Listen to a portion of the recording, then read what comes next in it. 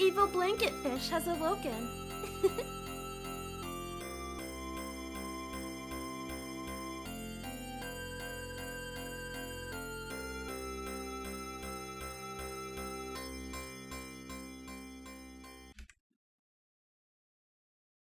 Alright.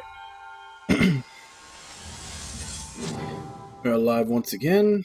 Looks like everything's coming in. Oh. This is not supposed to be up yet. That needs to be redeemed. Other than that, looks like everything's okay. So we are continuing with Shining the Holy Ark. Sonic, software planning. Which we had left off yesterday. We had done a run through the Aborigine Forest and stripped it of all of its treasures. And now we need to go back and take the all the treasures are on the north path, so we now need to go back and take the west path to make it to the mansion.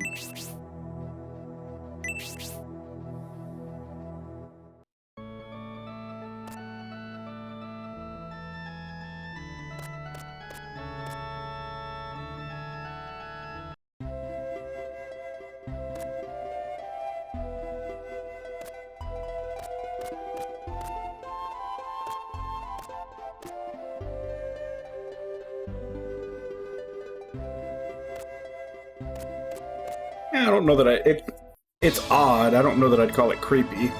But hey, Wabon, how you doing?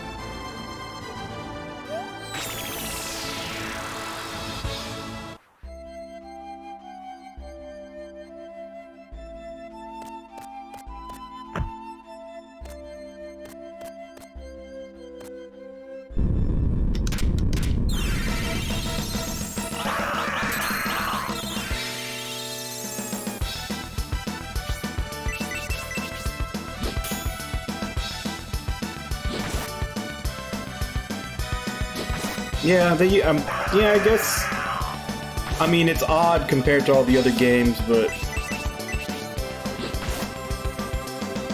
like I said, I'm still not sure I'd consider it creepy. Just a little more somber, maybe.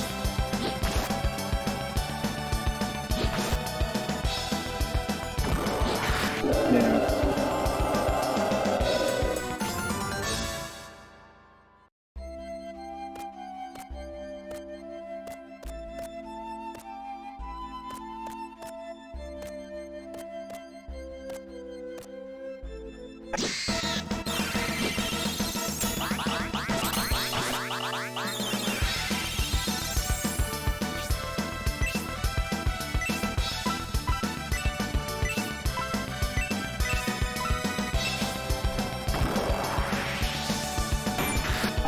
Yeah, suplex that bat.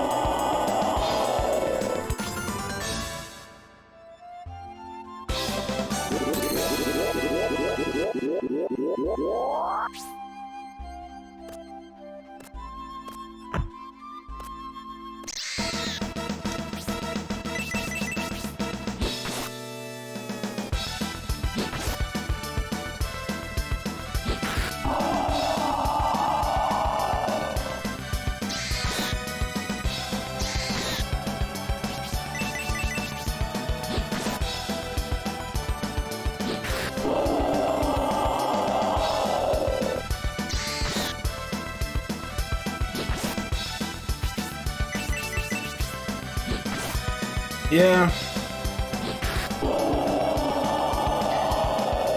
I'm guessing they're going for, he also doesn't ever talk. So I'm guessing he's supposed to be the stand-in for the player. Which, I mean, he has a sprite and he has a Like, yeah, he has a sprite and appearance and everything else. I don't know why they decided to... Like, if they were gonna make him a stand-in, I don't know why they didn't just never show what he looked like.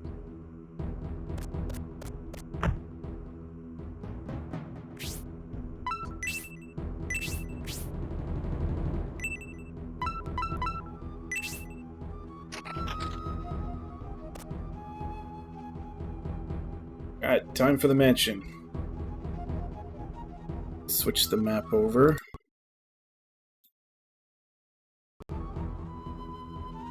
Alright, first floor.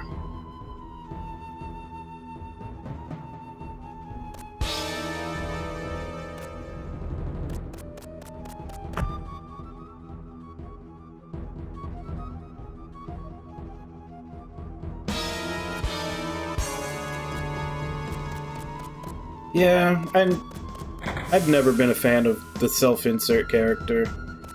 Like, that's even kind of a pet peeve of mine when we're playing Dungeons and Dragons. It kind of irks me when people make characters and then just be themselves. Like, it's role-playing. You're supposed to play a role, not just be yourself. But for some reason, a lot of people, especially in games for some reason, a lot of people seem to think role-playing means like, oh, I get to insert myself into this. And that even goes for, like, I mean, that's basically where the isekai trope came from in anime, was everybody like, oh, I want to go to a fantasy world and be me in the fantasy world. And that's like the most boring thing you can do in D&D.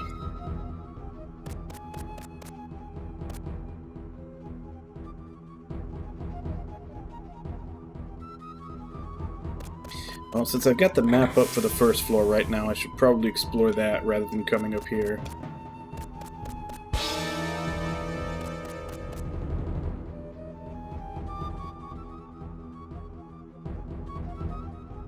Yeah, and that's what I'm saying, like, come up with a personality and hobbies and stuff for your character that aren't just, oh, it's me and I'm a blank. Like, I see so many...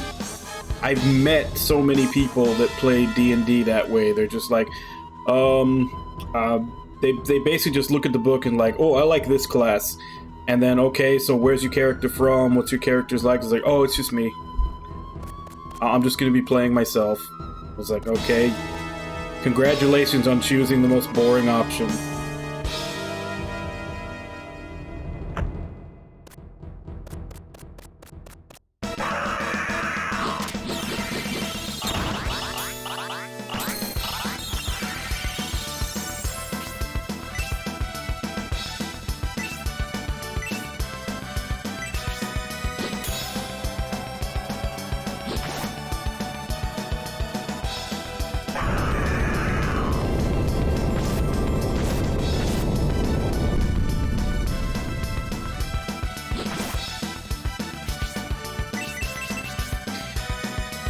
When I very first started, I mean, I would still roleplay the character, but I would min-max. And I would make certain characters, and a lot of times my DM would never let me play them, where I would min-max, but I wasn't min-maxing for combat. Like, in 3rd edition, I made a character, like, I found every possible bonus you could probably stack onto him. It was like a theoretical character, but I did want to play it, but no one ever would let me. And he was basically... He had, like, diplomacy, bluff, and sense motive and all that, to the point to where he could negotiate with godlike beings and win. Like, he just had every talking skill maxed out to the point that I even looked up in the, like, the deities and demigods book. I made him so that all of his talking skills were a match and could beat every god in the book.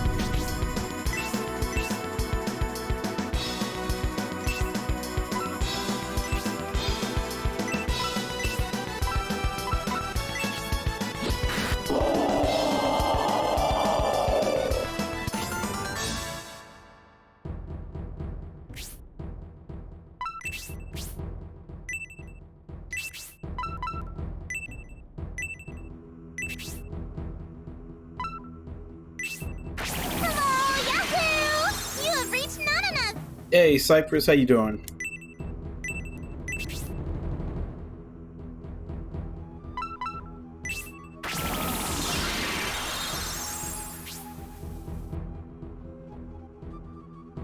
What's so painful?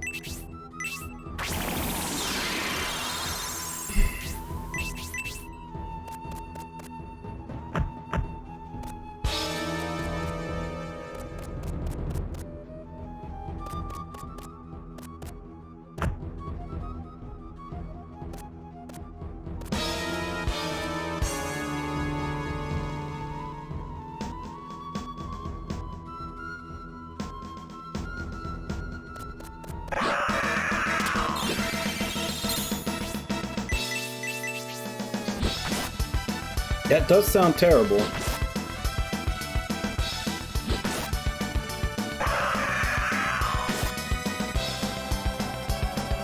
Is work busy, or is it just the fact that you're tired?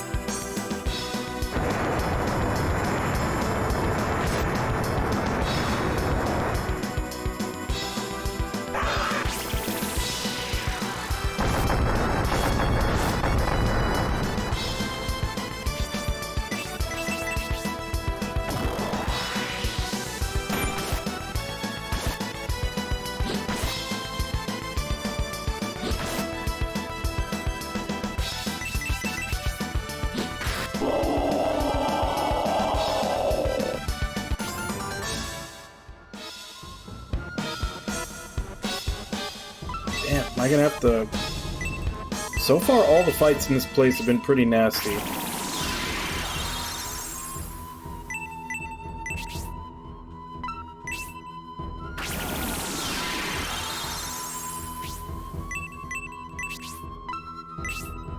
Ah,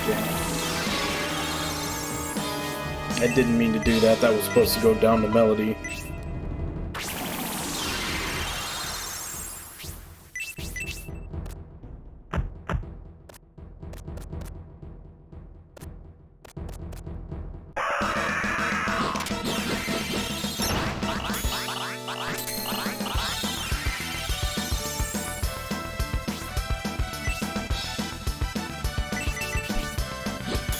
Yeah, so far, every fight in this place has felt like a mini-boss.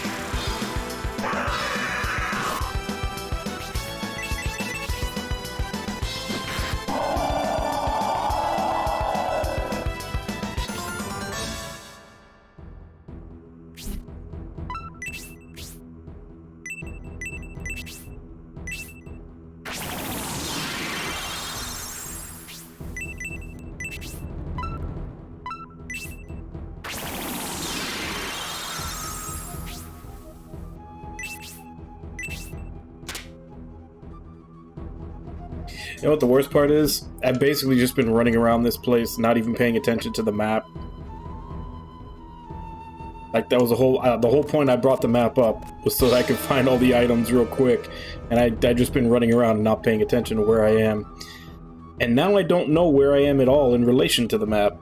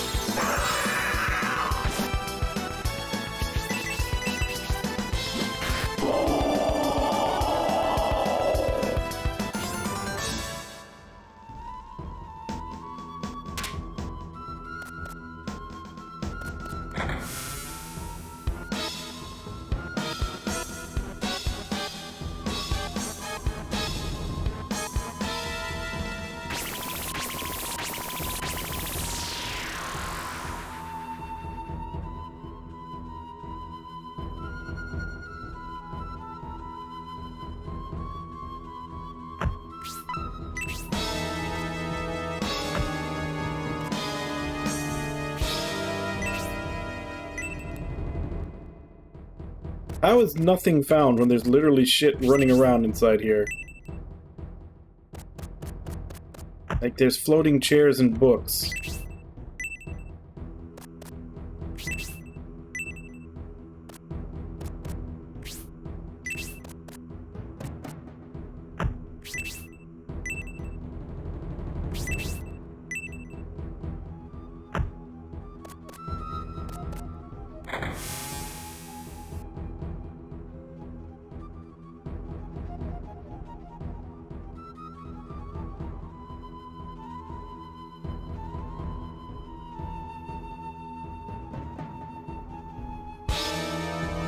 Okay, apparently, I think I know where I am now. Arcane book, which that's definitely what that was. It says use holy water. I don't have holy water, though. Guessing maybe that's something you find later.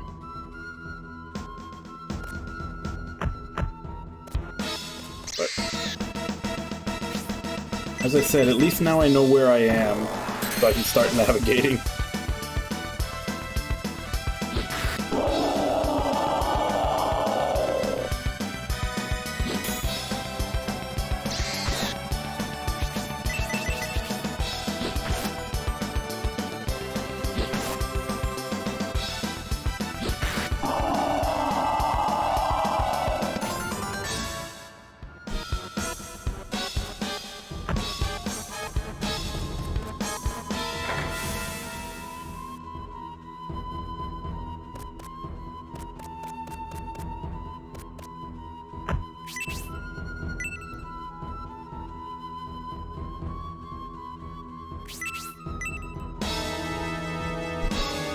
There's supposed to be a path over here.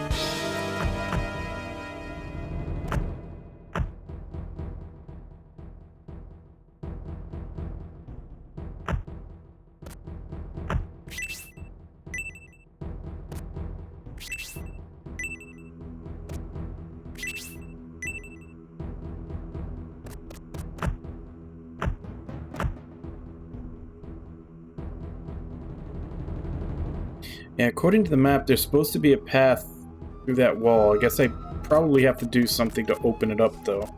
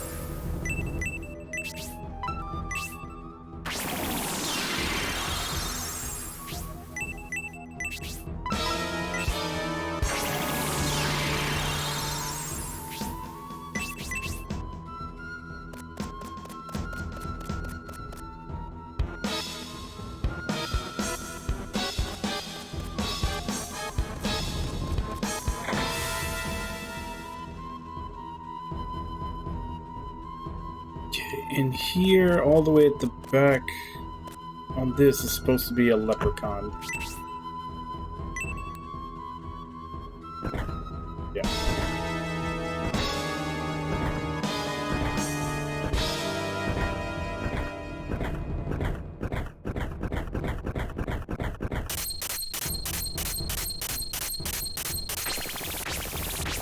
That'll help since there's a few enemies that pop up from the ground that I've noticed here. I'll do more damage to them.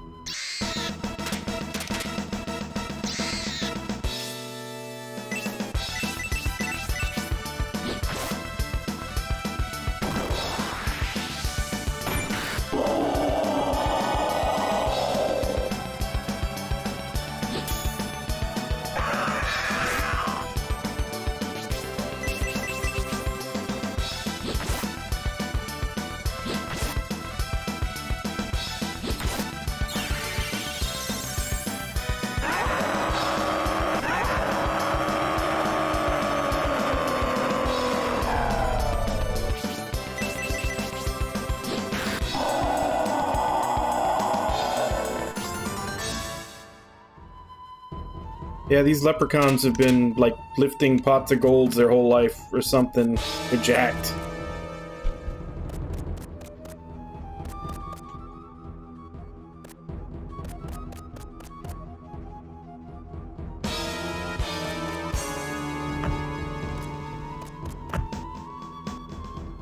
Okay, that's locked. I'm pretty sure I came this way before.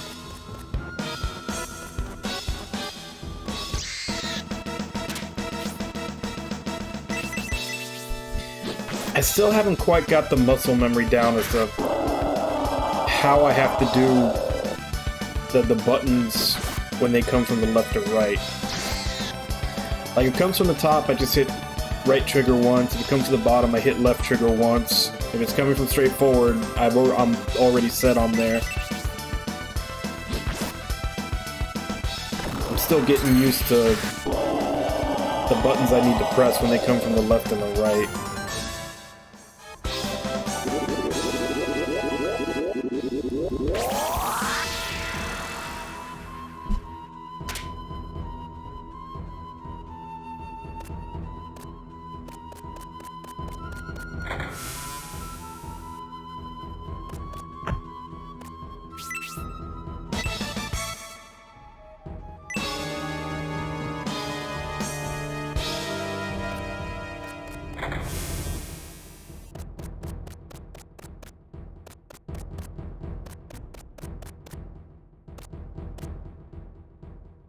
I think that's basically all I can do down here. Everything else is behind a locked door.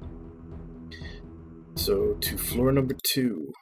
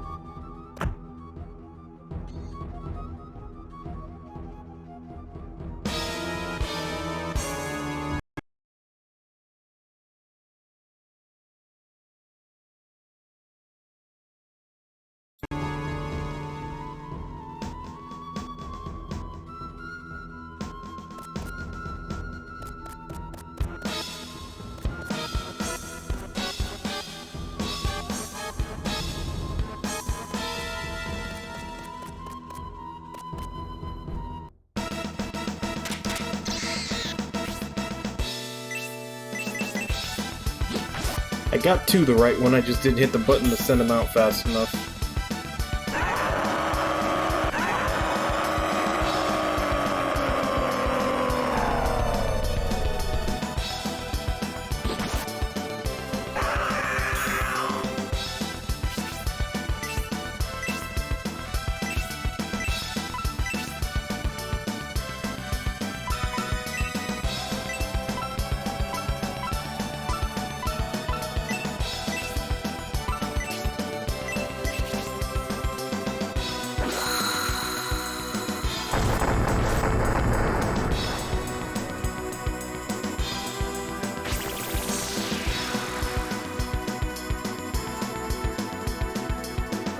Have Shrek sneeze on him.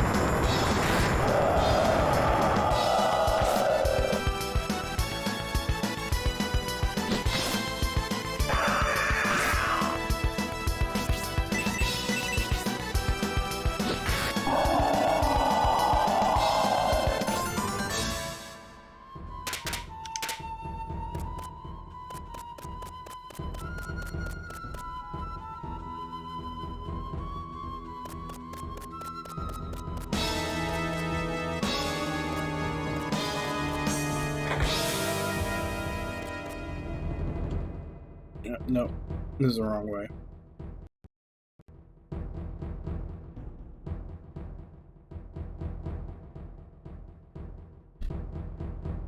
I needed to turn right, that's why.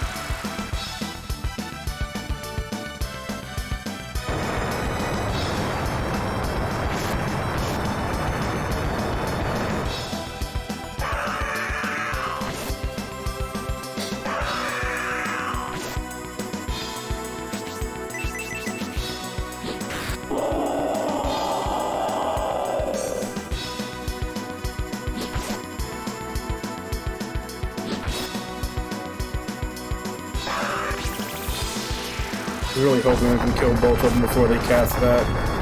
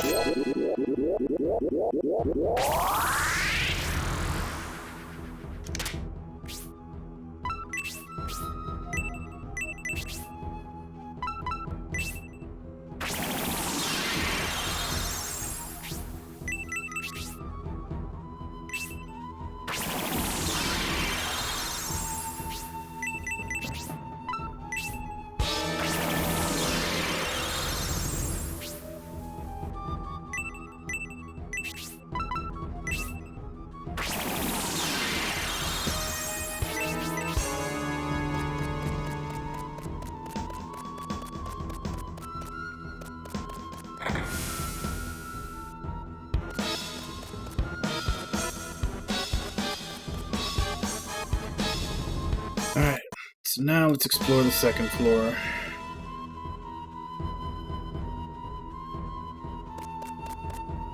Locked. So far all the red doors have been locked. Yep.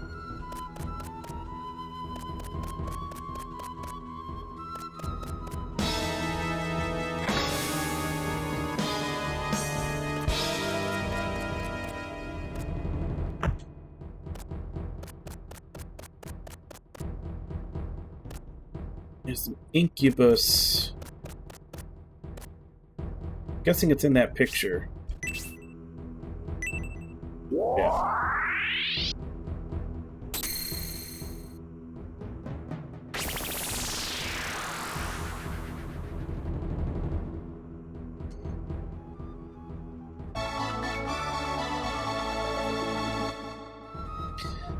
Everybody get prepared to see a face full of incubus bulge. There it is.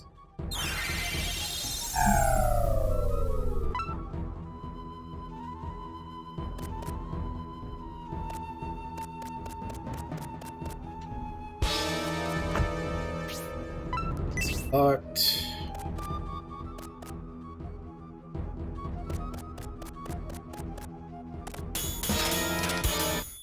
Damn it.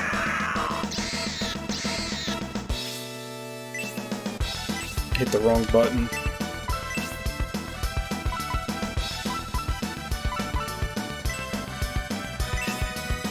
Let's try out lightning.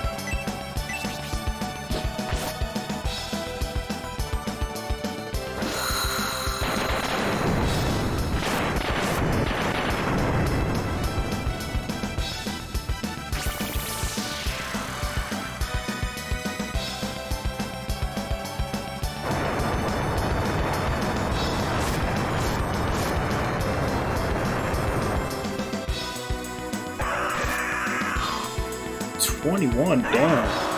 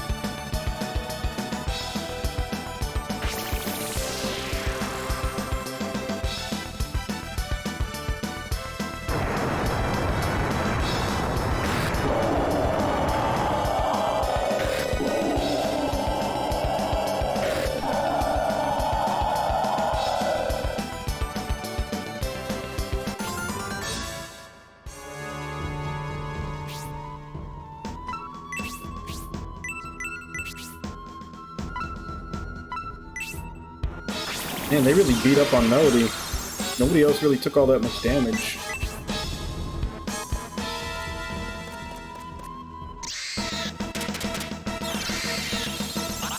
Got it that time.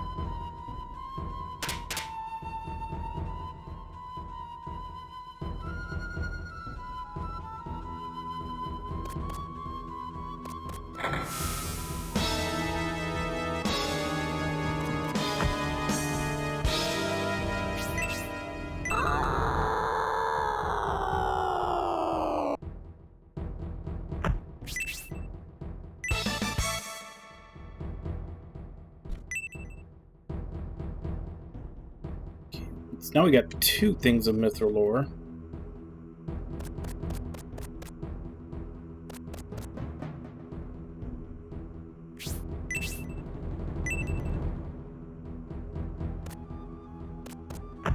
Okay, so I need...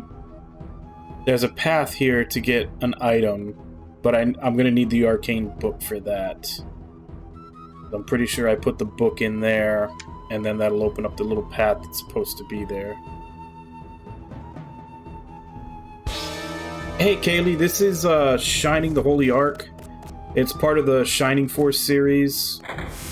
There were 2 games that were basically first-person dungeon crawlers. This one's on the Saturn.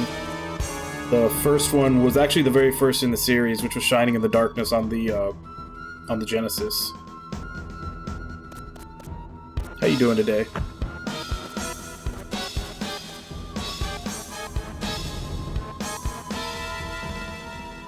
There.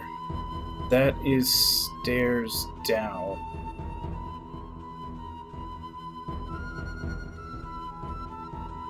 I don't see any other... Okay, so never mind. I was about to say, it doesn't see any other path I can really take on the second floor. I'm doing okay. Can't complain. Damn it. I second-guessed myself and hit the wrong button again.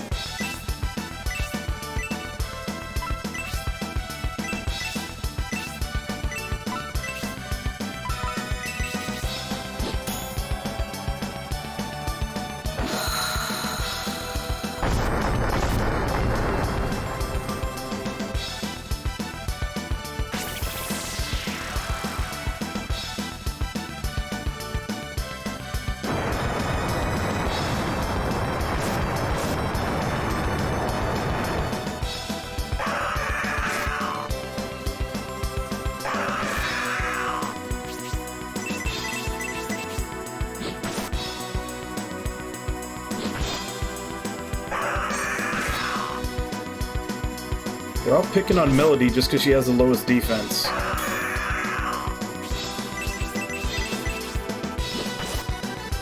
Thank you.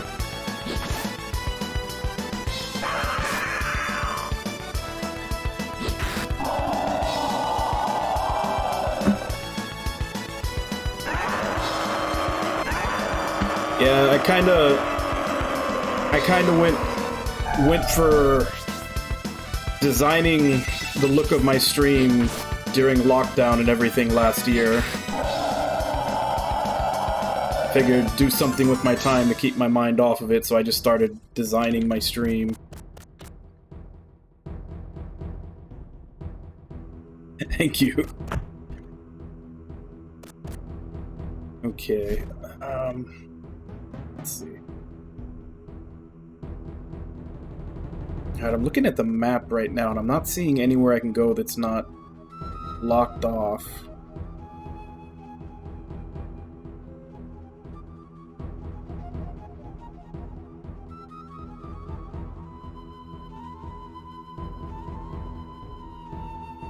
I need to get to the holy water, but that's locked.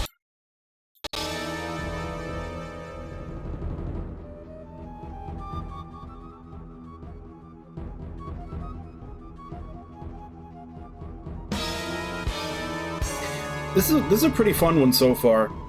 Like, I'm sure you can see it at the bottom right, all the different little types of fairies. It has this really cool mechanic where sometimes they do it slow and sometimes they do it fast, but the monsters will all enter from a certain part of the screen. Like, they'll come up from the ground or from the ceiling or from the left to right, or just from, you know, back coming towards you.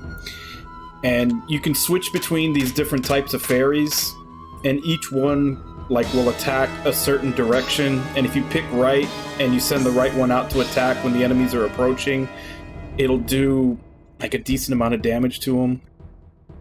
And you have to find more of them as you're going through the game. Let's see. These are the ones I have right now. Like Incubus and Leprechaun, I have 5. Pixie and Fairy, I have 4. Then the Succubus, I only have 3. And like how strong their attack is dependent upon how many of you found. It's an interesting little mechanic. But you have to... I'm still trying to get my muscle memory down to where I know how many times to hit like the left trigger or the right trigger to get to the right one when I see them coming from a certain direction.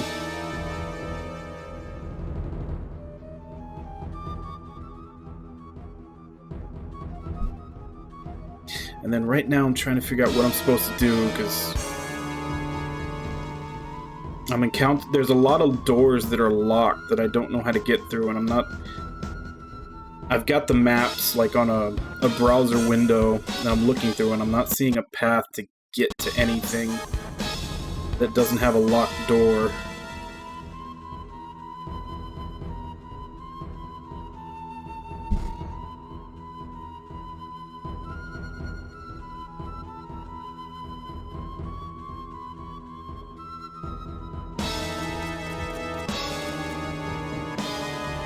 Oh, yeah? Well, first off,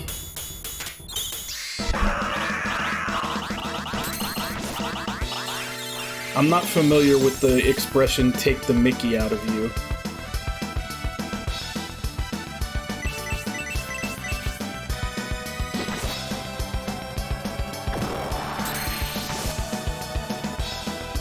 Okay.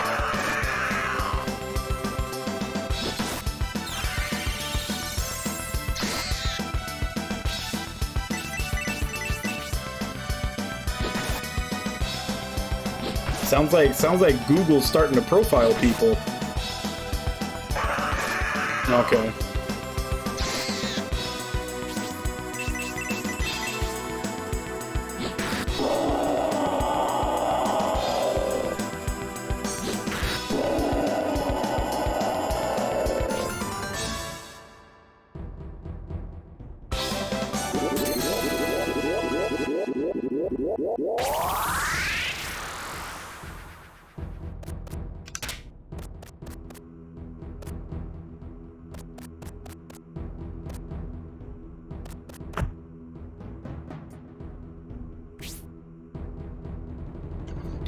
So the doorknob's been broken, so what am I supposed to do to fix that?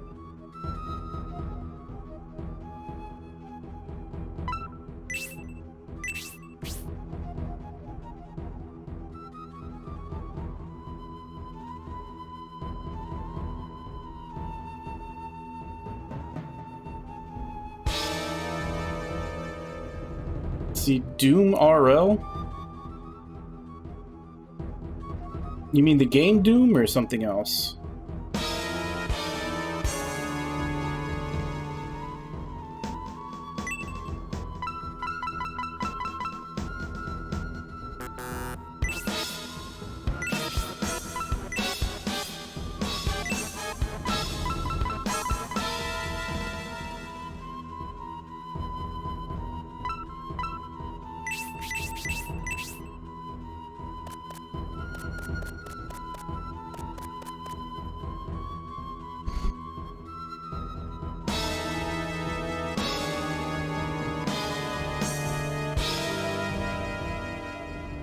Oh, really? No, I've never seen that before. I don't really keep up on...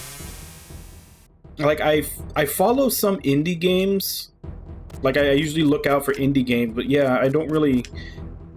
I guess I don't really keep track of, like, I guess fan-made projects, which would technically be, like, one tier below an indie game.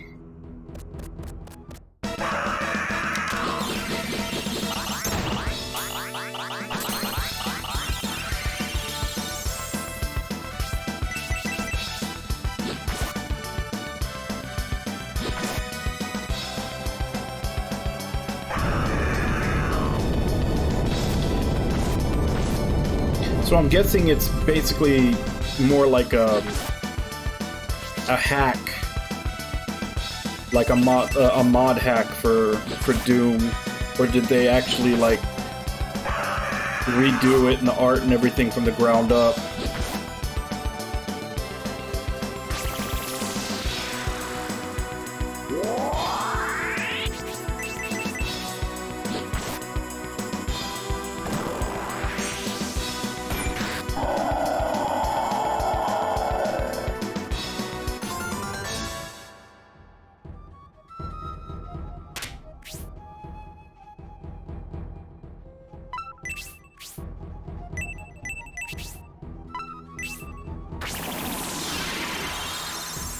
Really? Hmm.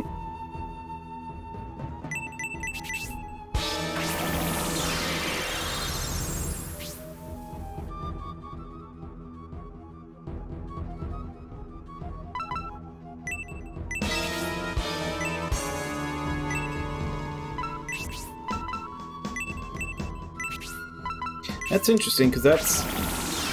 I know that's how, like, some of the original roguelikes started out.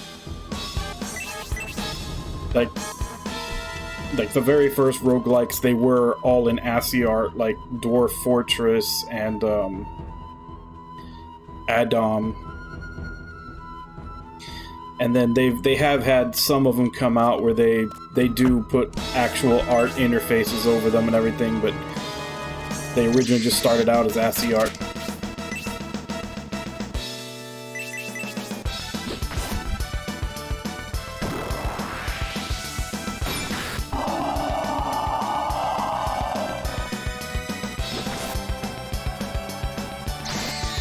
Jupiter Hell I have heard of.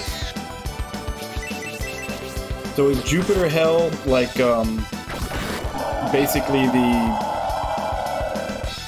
I'm guessing if they were gonna sell it, they'd have to at the very least change the name. They wouldn't be able to use the Doom name. But is it like, is it the same game, just they changed the name for copyright reasons, or is it like almost like a successor, like what they learned from doing the Doom when they made another game?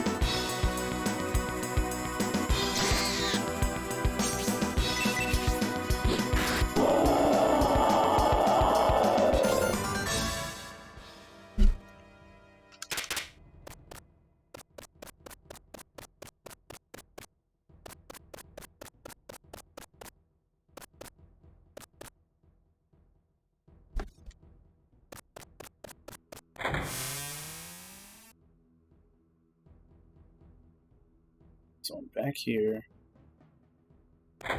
Well, the map doesn't say there's anything there, but I guess I can check this.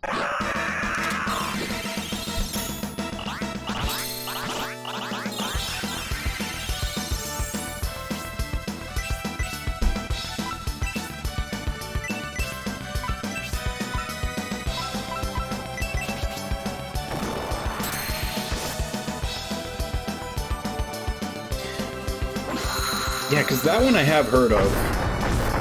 I think it's buried. It's like buried in my wish list on Steam somewhere.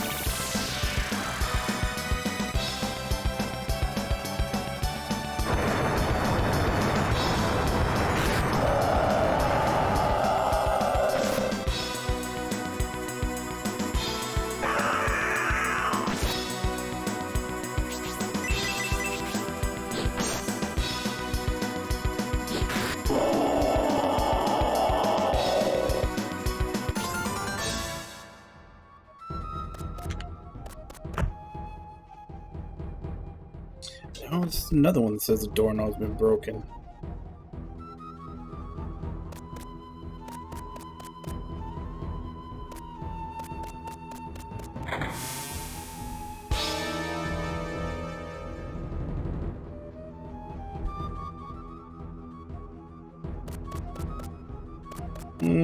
I don't think I'd be open to stream it. I've actually got kind of what I'm gonna stream scheduled for a bit. I'm doing this, and then I'm playing Fuga, and I always do like one that I pick and one that I let people redeem with channel points. So it'd be basically finishing this, then playing Fuga, and then whatever one of my viewers redeems from there. And it's off a list of the stuff I own. So that would be a while before I'd be able to get to it, so I don't know that that offer would still be available by then. I could ask though. I might check into it, but it definitely wouldn't be right away that I'd get to it. That, and I don't know if I have a big enough following to where they'd actually care enough to give me a free stream key.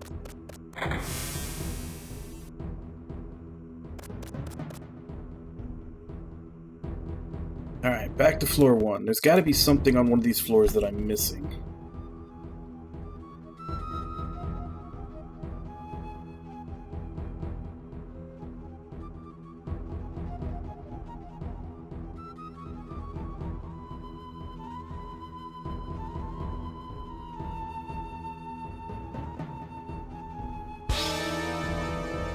But it seems like almost all of the important stuff is on the left side. And that door is locked.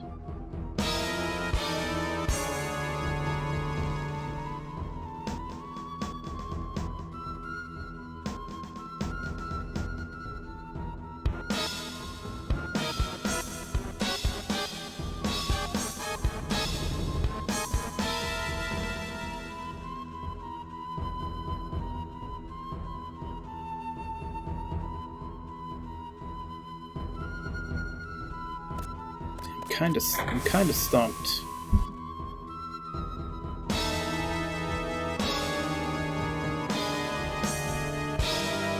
I think I may actually, rather than just looking over the maps like I have been, I think I may actually have to look through the FAQ and see what I'm supposed to do here. Because I swear it seems like every path I can take doesn't have anything important in it. Or anything that I would need to progress.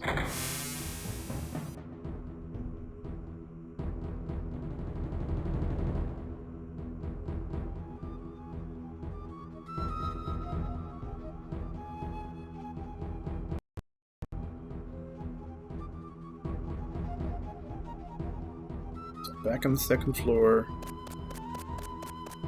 I already checked over there. That door doesn't have a doorknob, so it can't be opened.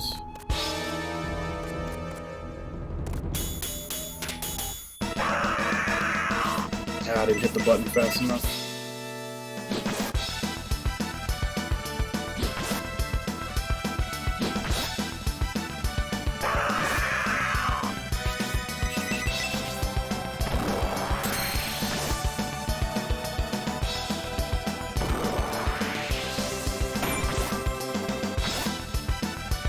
Come on, triple power attack. No, Melody didn't want to join them.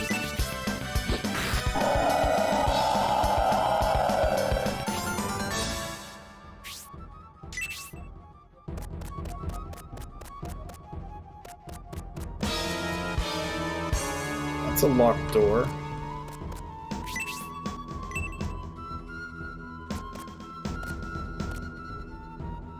Yeah. Because there is a key. Actually, I may be overlooking something very obvious.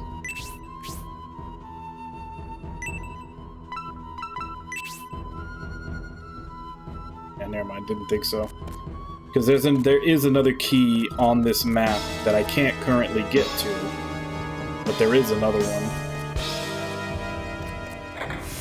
But on the off chance that maybe I was missing something very obvious, and I just used the key that I already had to get into the mansion in the first place, but that's a nope. Doorknob there.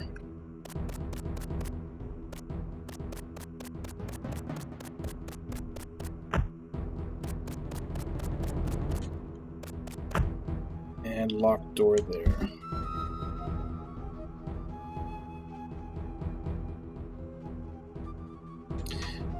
Alright. I am sufficiently stumped. Let's check the FAQ. Along with me.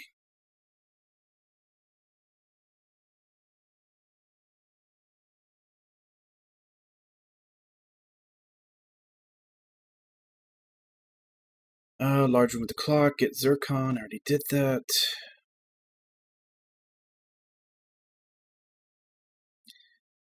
Path is to not but a chess ghost.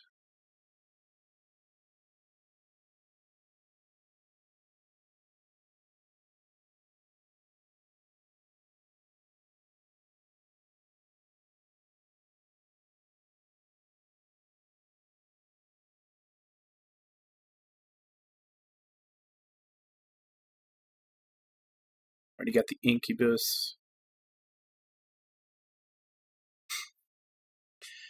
I haven't played them. I haven't actually played that many D&D based role-playing games, because up until recently I ran I played regularly in an actual D&D group. So the video games always felt kind of constraining compared to the actual thing. But it may not be such a bad idea now, considering that we haven't been able to get our schedules to match up to have a D&D group in a long time. I may actually need a hit and consider playing one.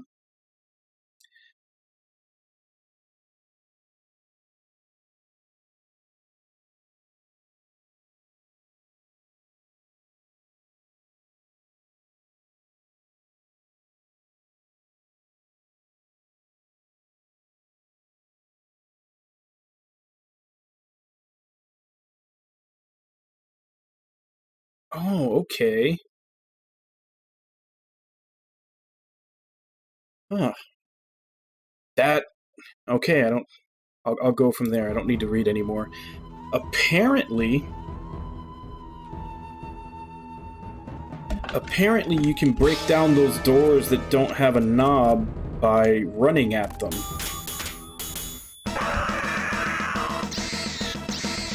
Which I did not know, because that is not a mechanic that you've had to use at this point in the game.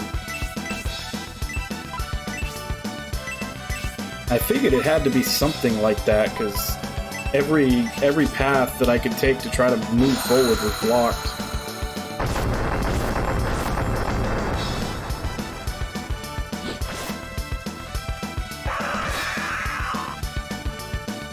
Oh, I had whole folders of characters.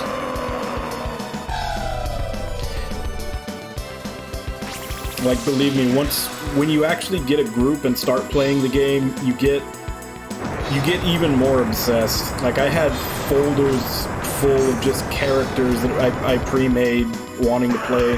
I don't think I ever even got to play half of them in all the years that I played.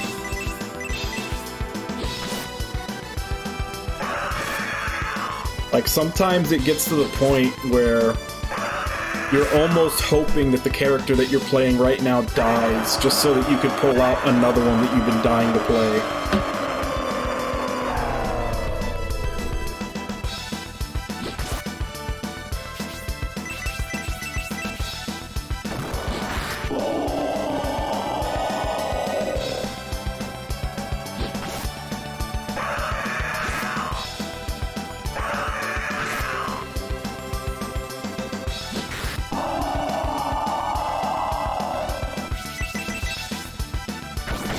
So the character that you've had made all those years, what class was it?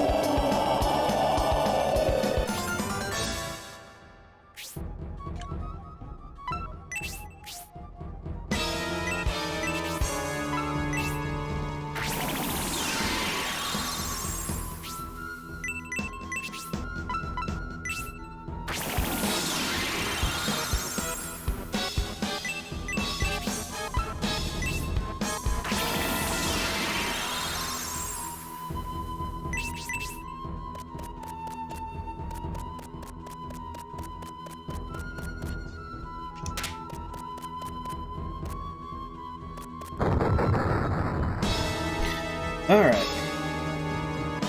Well, now we can continue exploring. I'm no longer stumped. Tiefling robe. Yeah, that works well.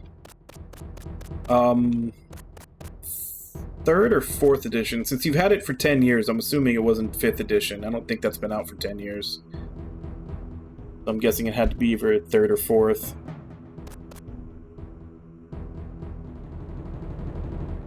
So now we're back to the first floor.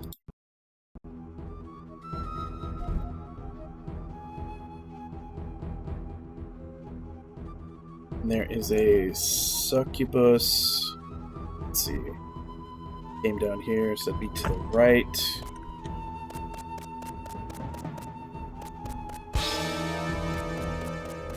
Guessing on the picture.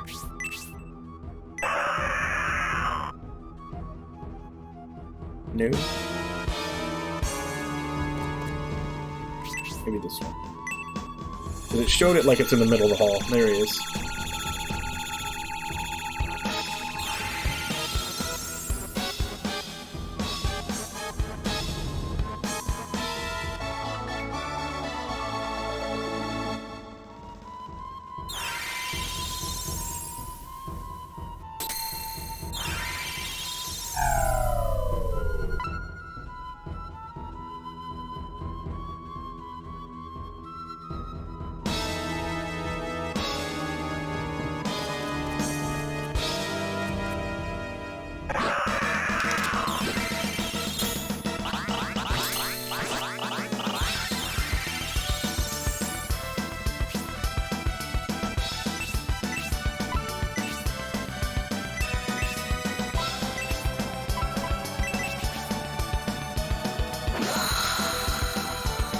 Shouldn't be too hard.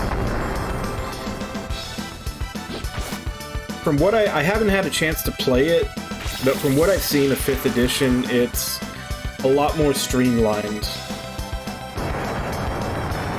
Like they went out of their way to make sure that the they got rid of the bloat to the numbers.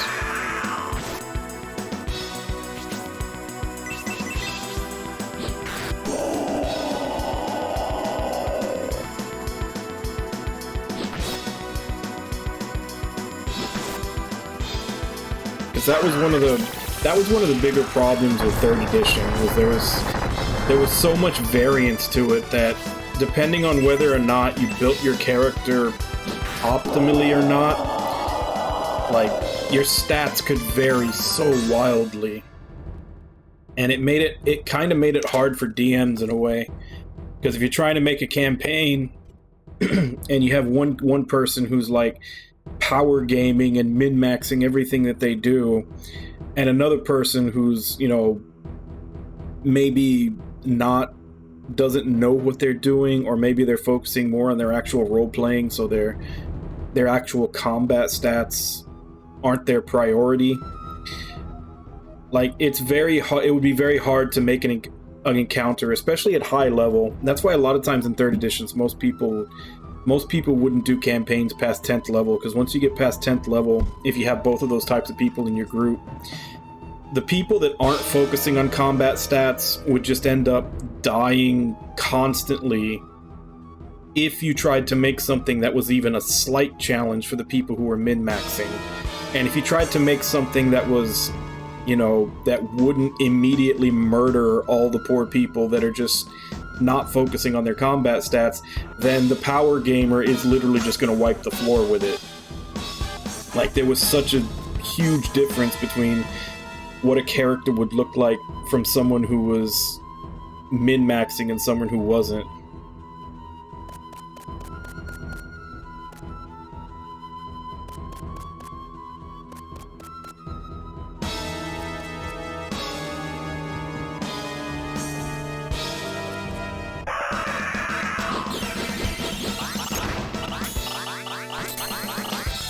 And from what I saw, that was one of the big changes that they did for 5th, was that they I don't know if like expansion books and have come out later, because I basically just looked at the 5th edition when it first came out. But from what I saw with that, they did make the variance between what an optimal play and what unoptimal play looks like. They tried to make it looks like they made the variance a lot smaller.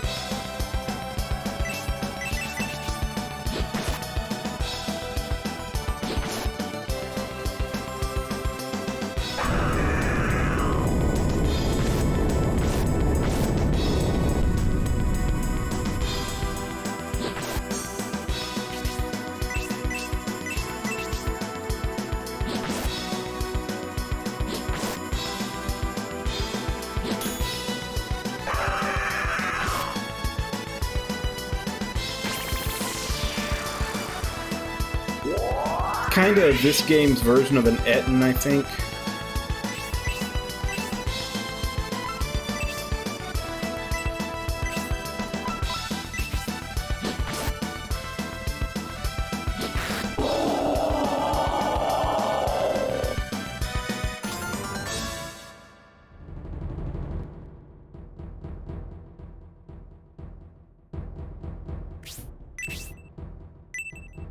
I mean, honestly, a lot of the people that say that 5e is too simple, they're probably power gamers. Hey, Ragna. Because that's exactly what it does. It makes it so that if you build your character as optimally as possible, you're not going to have a huge advantage over somebody who doesn't.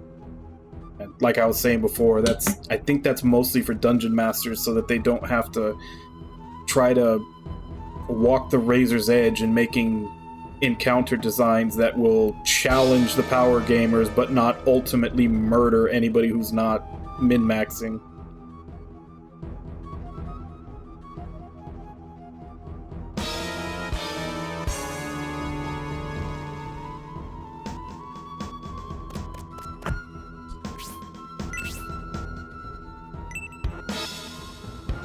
So that's locked.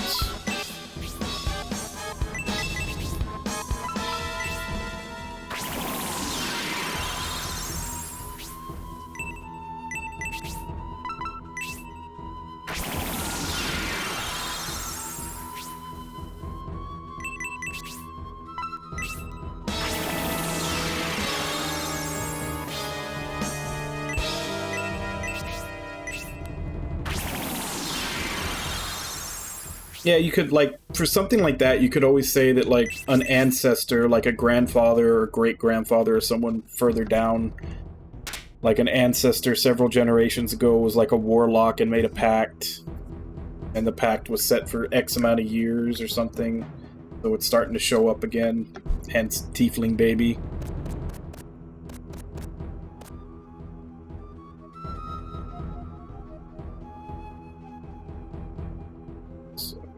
Right. Alright, we're doing this again.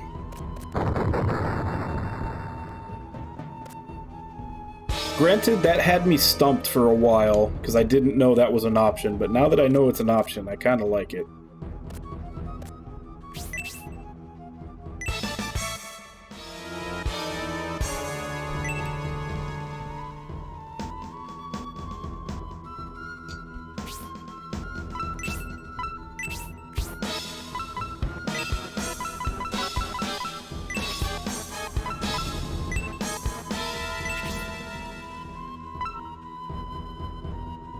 Really? It's for Rhodey. Isn't he a ninja? What's a ninja using a broadsword for?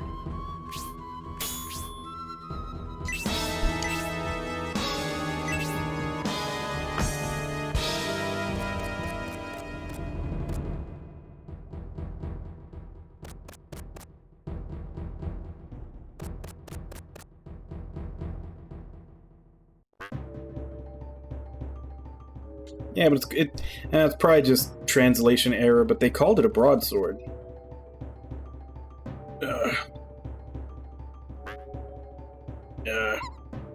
Isn't that... Didn't we meet him in Desire Village? Yes, it's him, Basso, the Dragon Warrior. What is he doing in this place? You're Rhodey's group. Oh crap, I accidentally hit the button, didn't see the second part. I mean, where is this? Come down the passage under the coffin. It's going through some kind of maze, then. We're the ones with questions that need answers. How did you get into this mansion when nobody else could? Mansion? Yeah, looks like one. Then, him... That's impossible. Him? What are you talking about? You're not making any sense. I guess I have to start from the beginning. So, listen. You guys left Desire Village, right? Now, we came after you and followed you all the way to Enric. Once there, we started collecting information in the town. Heard that you had gone to the castle. No one knew what happened to you after that. So Lisa and I discussed the situation, then decided that Lisa would try to sneak into the royal chamber while I would investigate here. So I came out here, but as rumored, the door wouldn't open. Couldn't just give up that easily, so I decided to check out the graveyard in the forest beyond. There I found the stairs inside the stone coffin. Going down, I found myself in some sort of maze or catacombs. Venturing on, I encountered a stone door, and then it appeared. Ooh, it. It was a giant clown that eats children's souls.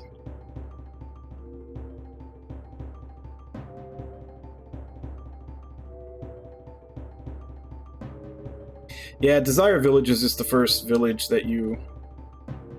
I'm guessing the meaning has to do, because Desire Village was a mining town. Because they... Like, when I was talking to everybody in the town, there essentially was a gold rush there, but the gold all dried up. So I'm guessing it's Desire Village as in, like, greed. Because that village probably got built and populated from people that were trying to make it rich for gold. Yeah, he's explaining how he got here in pretty big detail. That monster. That dreadful light in its eyes. The unbelievable power it attacked me, and I was no match against it.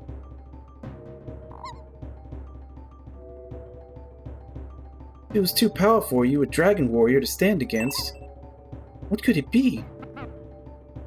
He is the master of this mansion, has lived here for over 200 years. He's the one we came to confront. Let me tell you, don't do it. You have no chance of winning. I don't believe anyone can defeat that. I don't think Stephen King has wrote that book yet. Like, there's an It, but I've never seen a that. We came here to see the master of the mansion at Sabato's request. Our destiny begins here.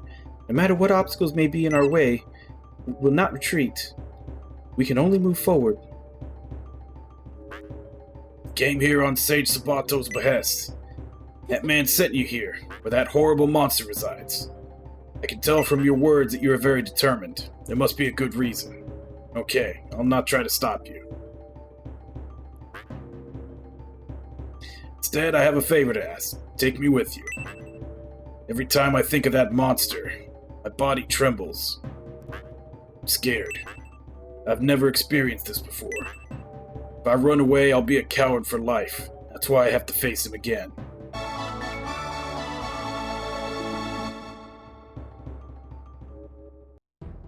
Let's take a look at him.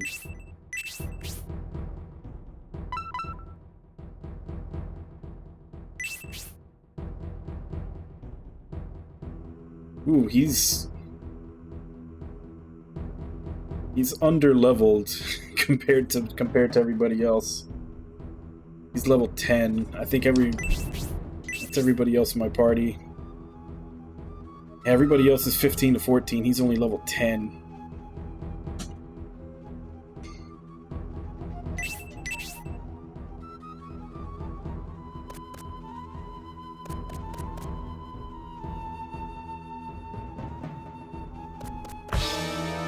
So that's back to the entrance.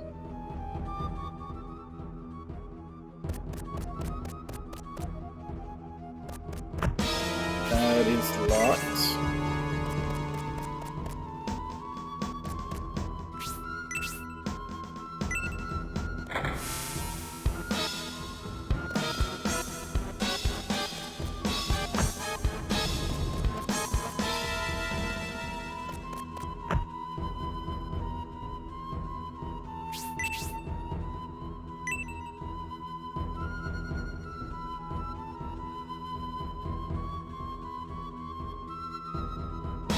I'm guessing one of these is not where it's supposed to be, and I have to move it.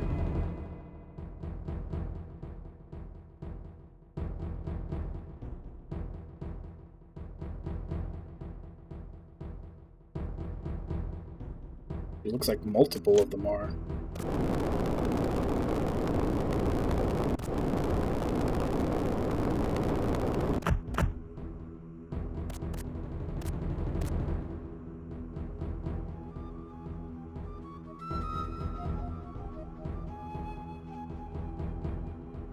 Table is supposed to be up against the wall. So's the bed.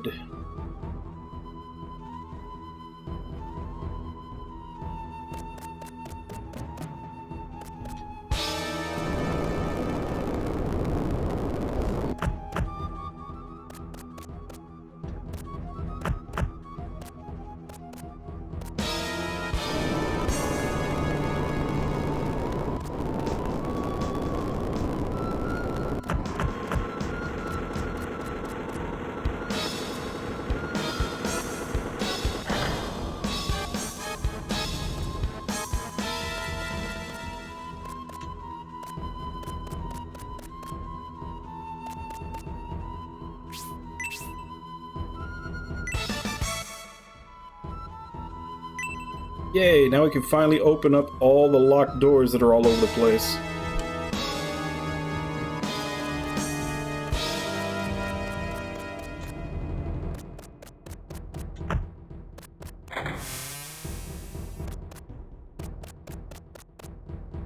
You are the first.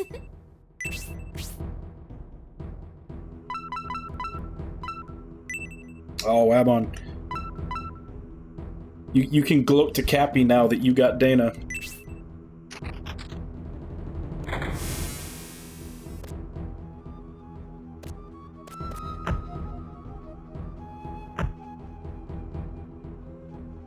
Oh, crap.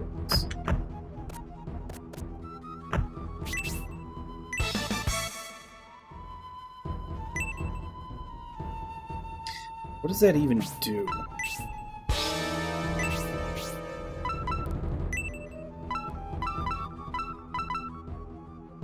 Increases magic defense and luck.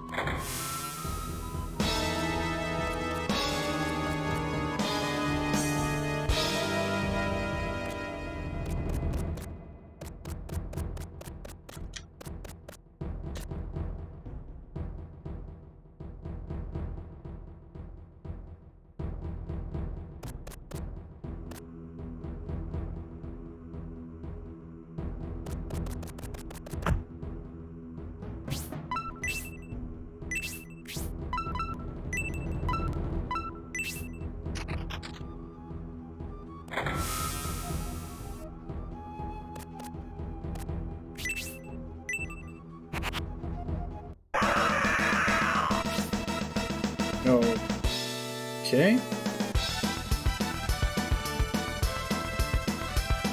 Yeah, he just punches things really hard.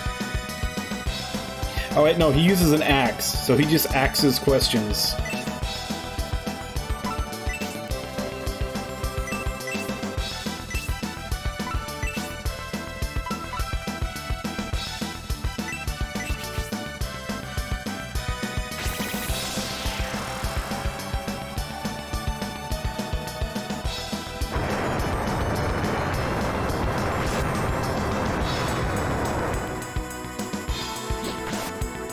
Well, Rhodey's a ninja, and they went with, like, I want to say Naruto-style ninja, since they have magic, but, I mean, this was way before Naruto. And it's Sega, so I'm guessing Shinobi-style.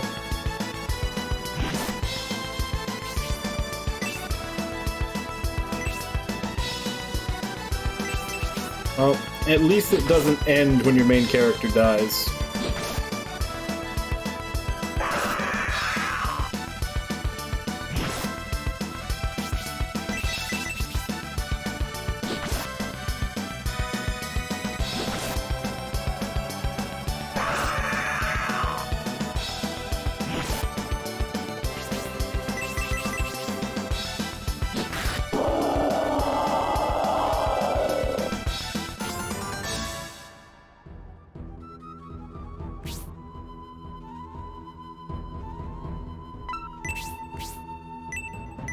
Okay, he can heal himself.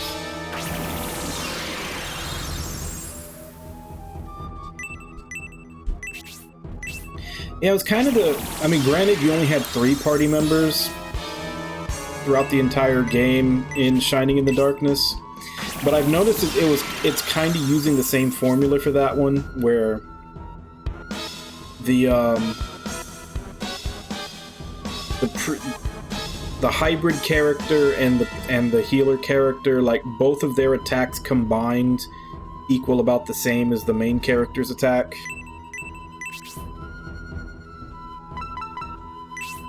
That was pretty much how it worked. I remember how that was in Shining in the Darkness.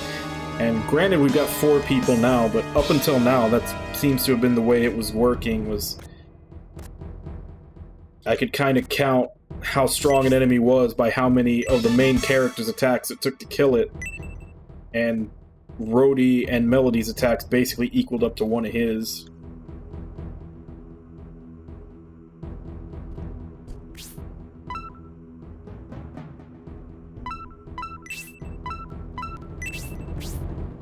Pretty sure I've got better.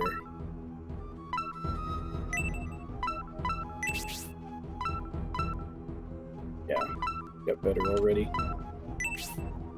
Does he use the same armor as the main character? He does.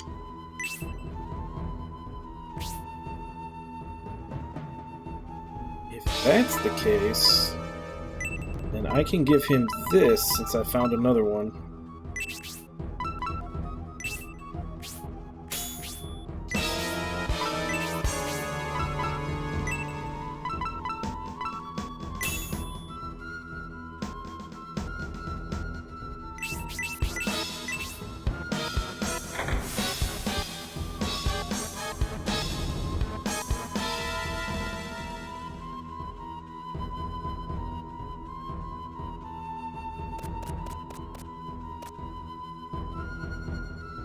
Yeah, mages in the Shining Force games, mages were hard to build up.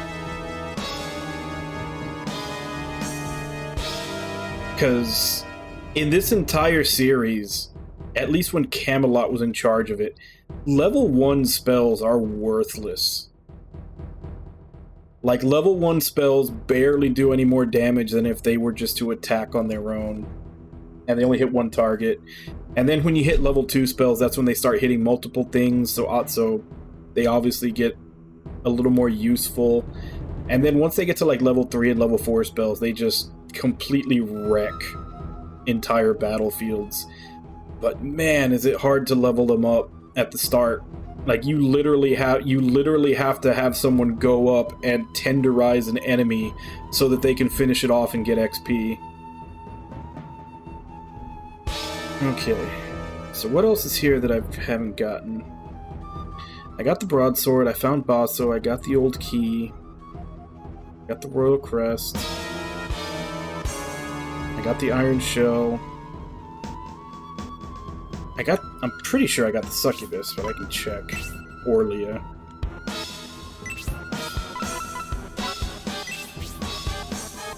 Yeah, Orlia. Why am I missing a fourth?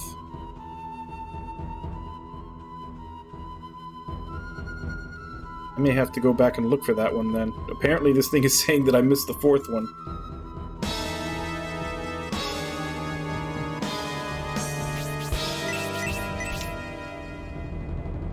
Okay, so yeah, so it looks like I've got everything on this side of the first floor.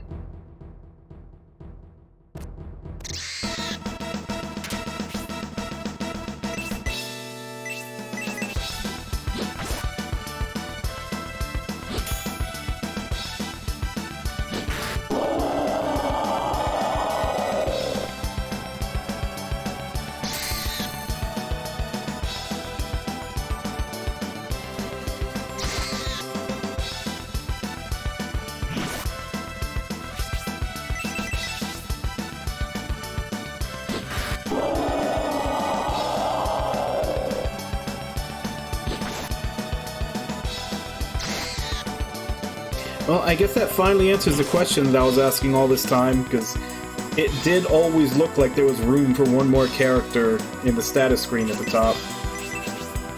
So yeah, you can have a 4-man party. Yeah, suplex the butterfly.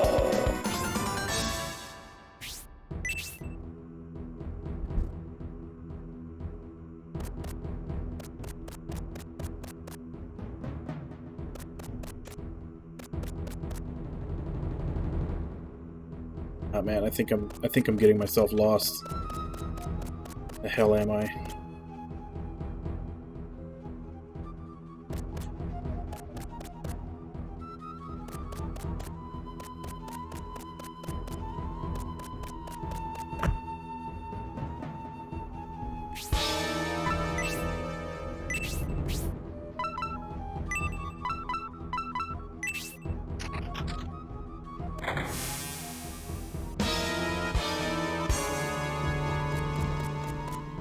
Go back to the first floor.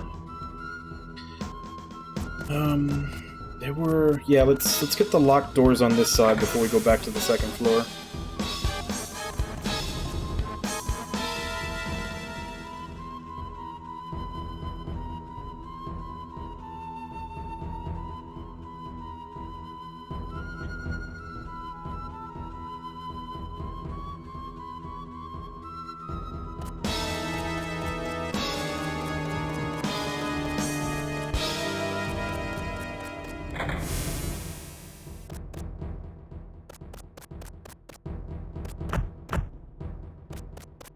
So now that I know I can actually move furniture, before I thought this was completely blocked off to me.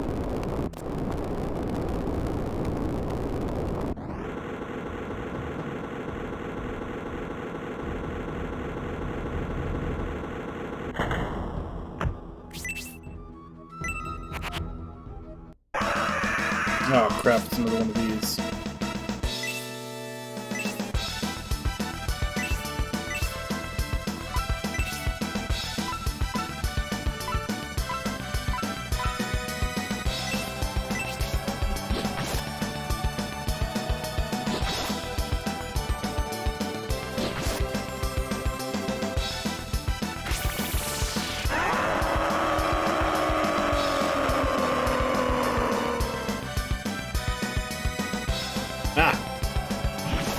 Little did he realize, Arthur already had his soul stolen. Nothing to steal now.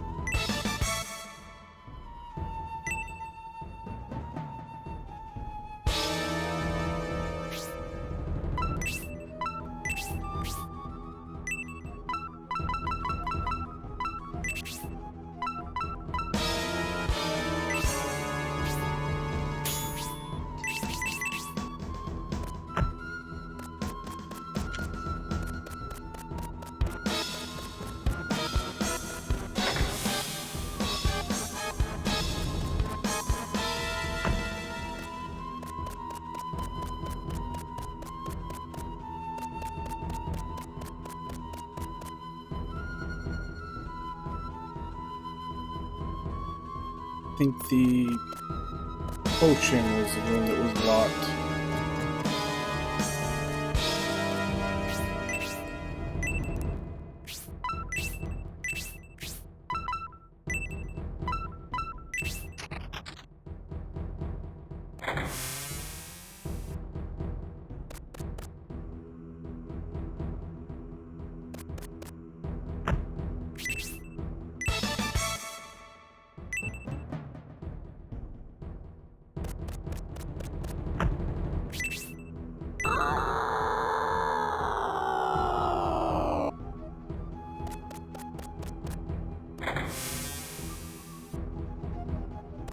So now I need to go upstairs.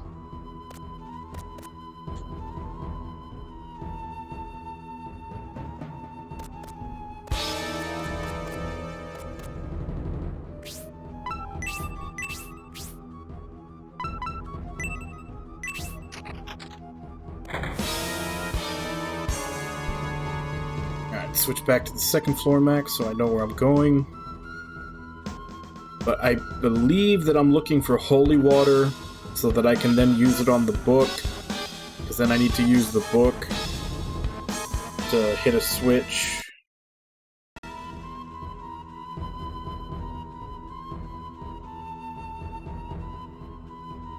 So now I'm up here. So first, I go get the power staff.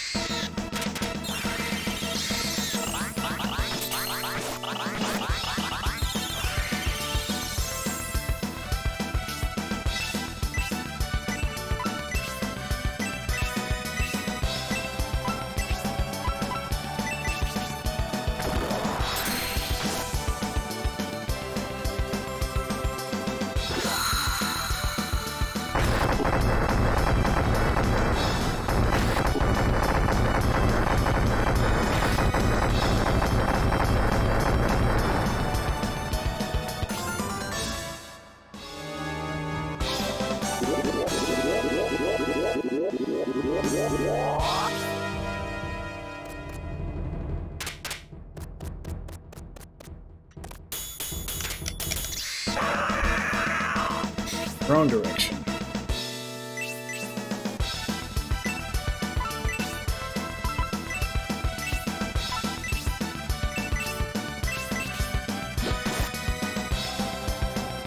Considering how low I'm running on MP, I should probably head back to town and come back here fully refreshed. But I think I'll finish doing the last of these puzzles and everything first. See how far I can make it.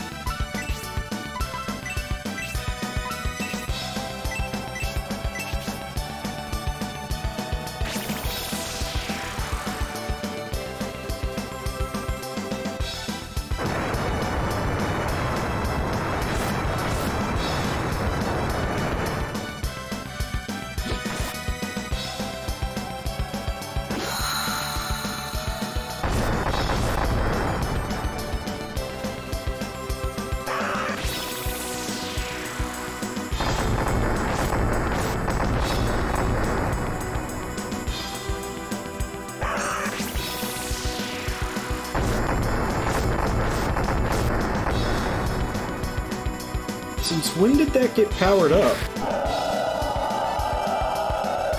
Because before, when they were hitting me with blades, it was only doing like 25, 26. Now it's doing like 32.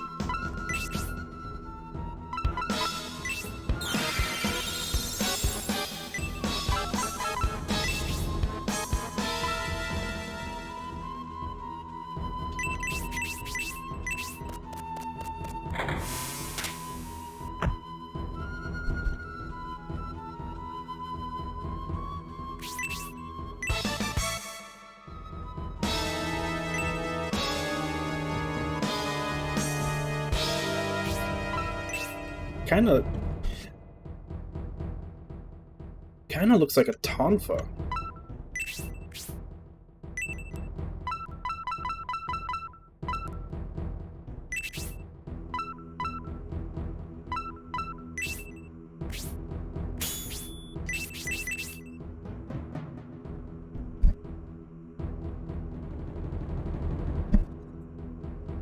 Alright, so that's there.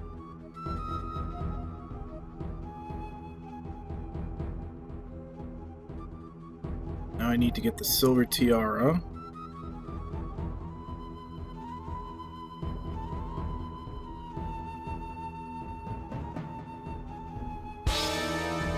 Yeah, silver tiara and the holy water.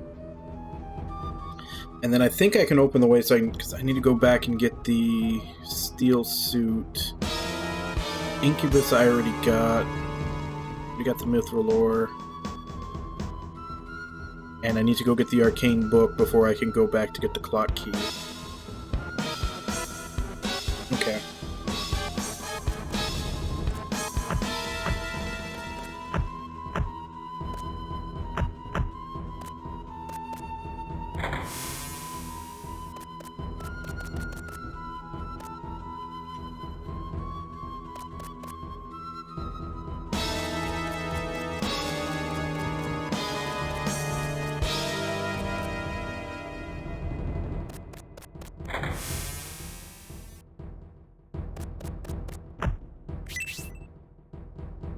Statue of Zod holding a bottle of holy water.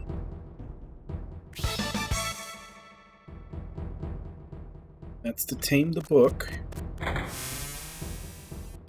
I still find it hilarious that their god is named Zod.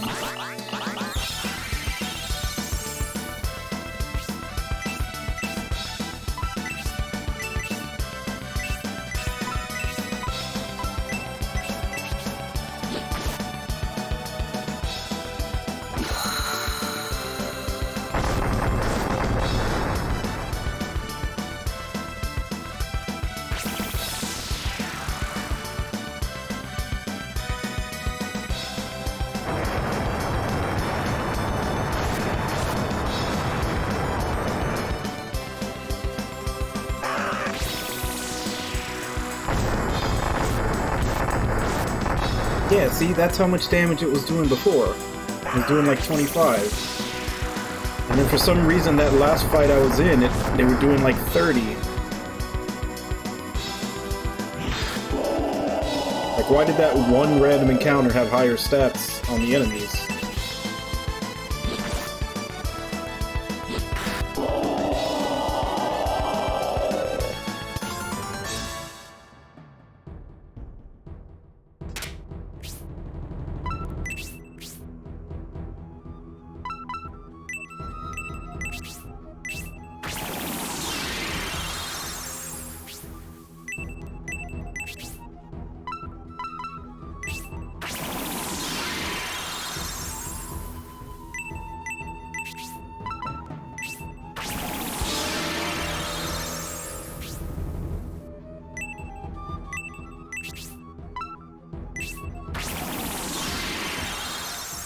Yeah, I was already planning on doing that, but I'm trying to get as much of this little puzzle done as possible before I do.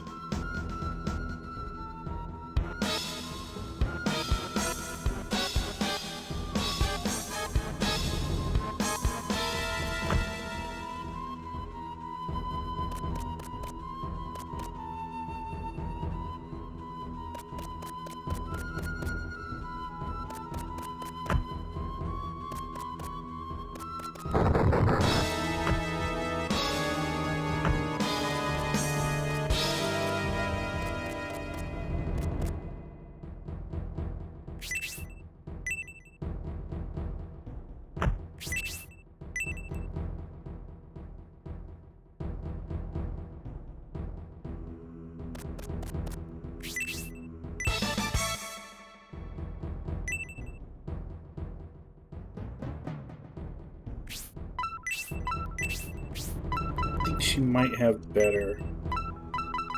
Actually, no, it looks like that's exactly what she's wearing.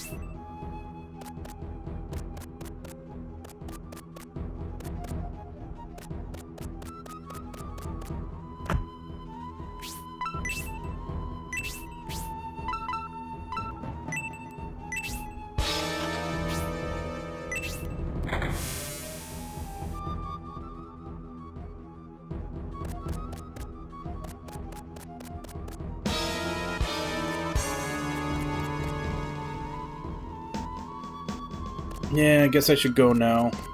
I'm right at the entrance anyway.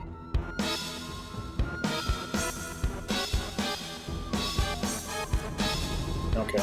I just wanted to check to see if I needed to keep the gold key, since it's taking up inventory space, but the doors are unlocked now.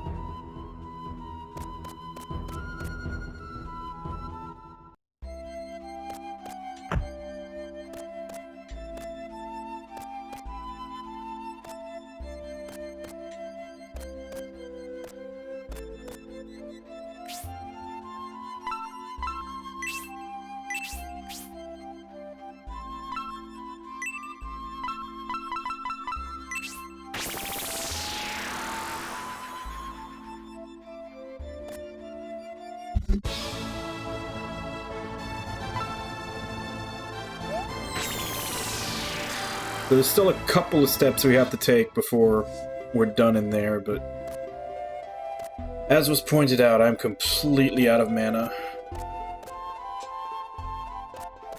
So probably best to just come back now. Got quite a bit to sell.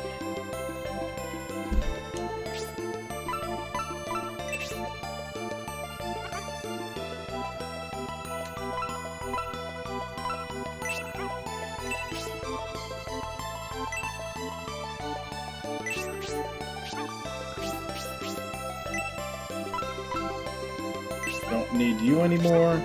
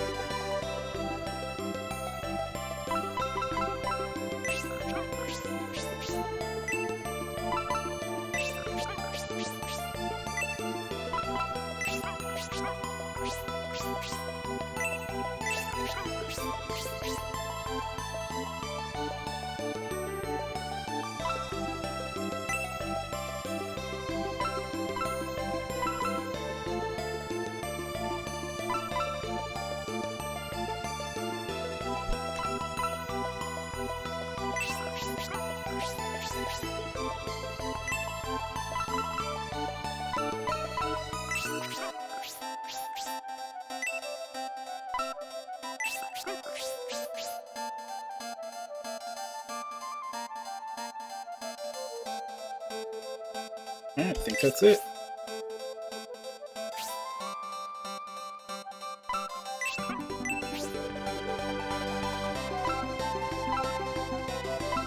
I don't think I've gotten a notification that anybody's gear is broken.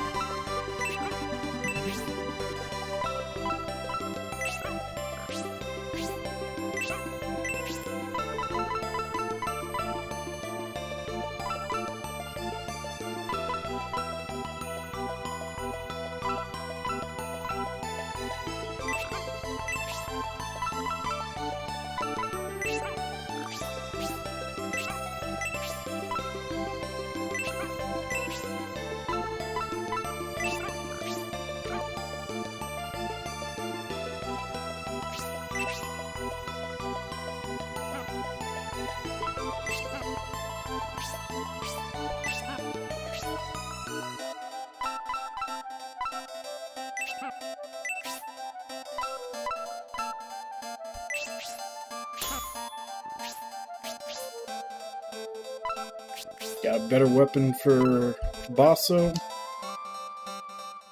Now, let's get some healing herbs. Need another one of these.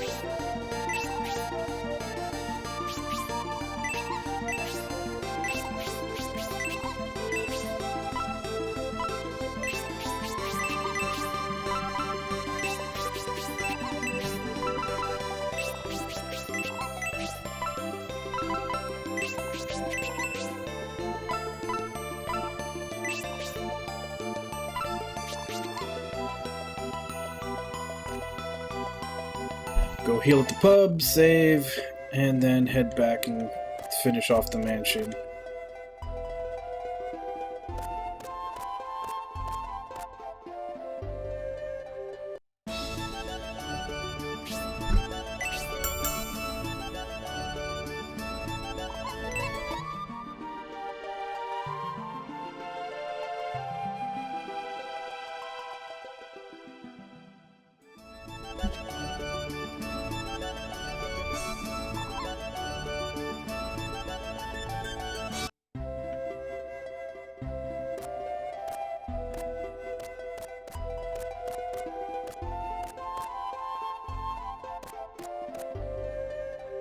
Oh wait, no, that's the well. That's not the church.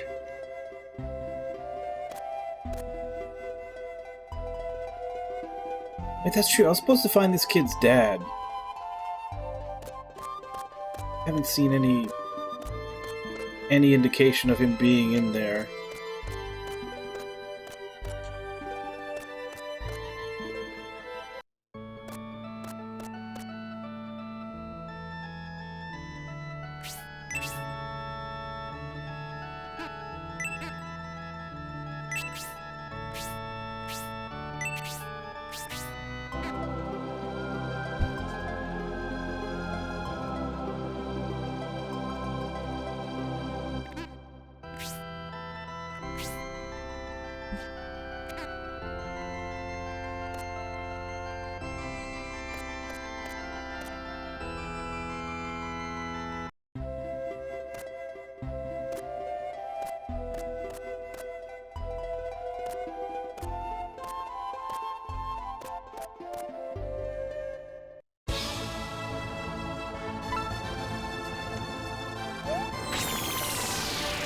It's too bad they won't let you just skip the forest, now that you've already gone through it.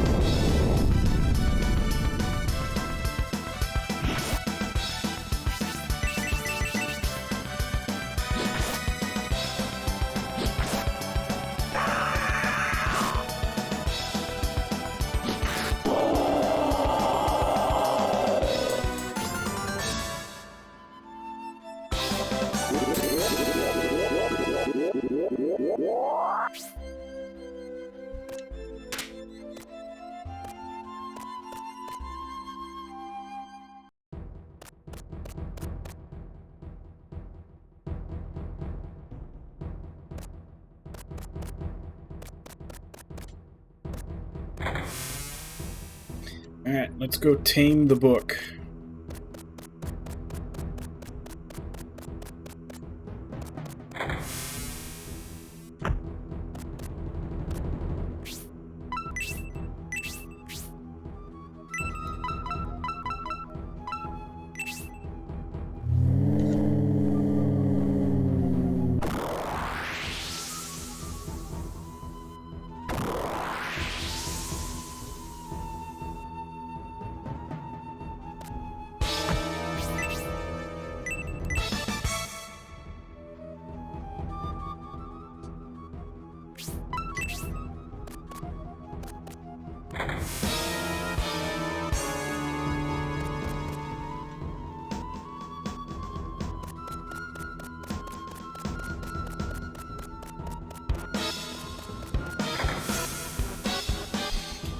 Now up to the second floor to put it in the library.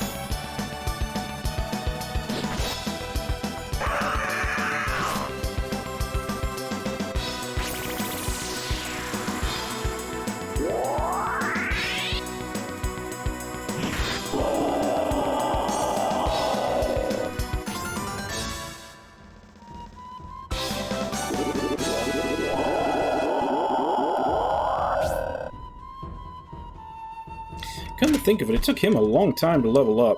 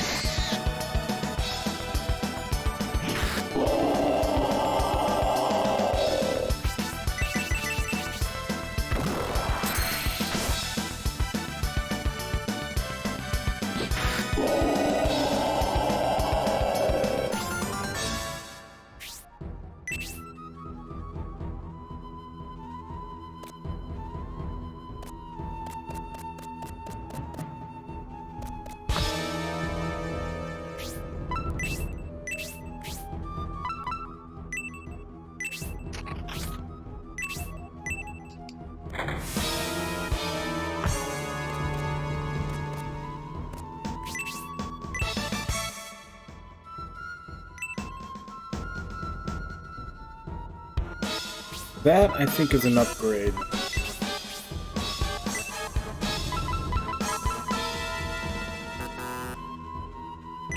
But not for him. Must be for Rhodey.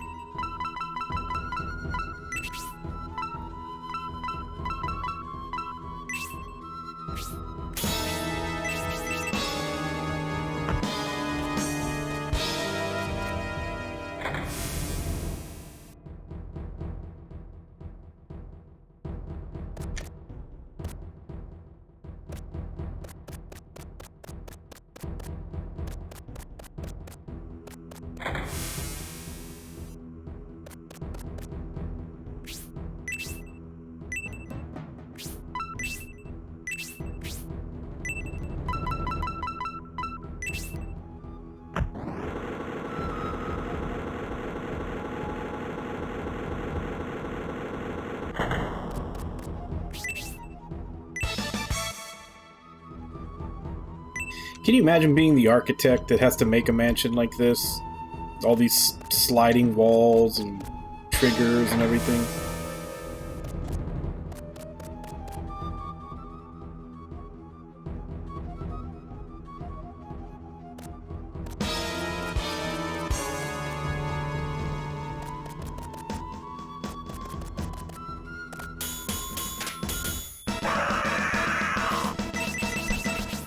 I would have had that had I reset my normal pixie to the straightforward one. I had to adjust at the last second because I was not at my normal starting position.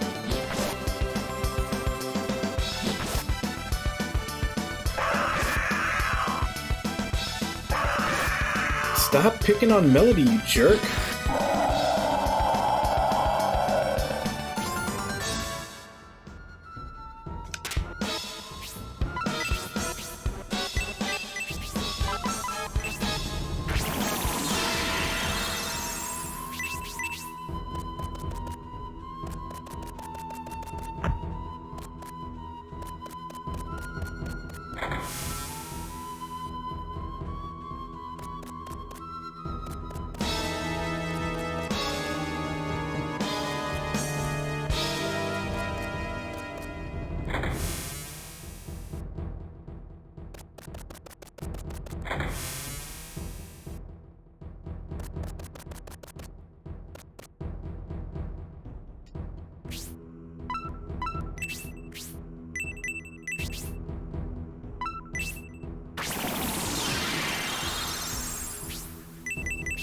I don't know if this is going to trigger a boss right now.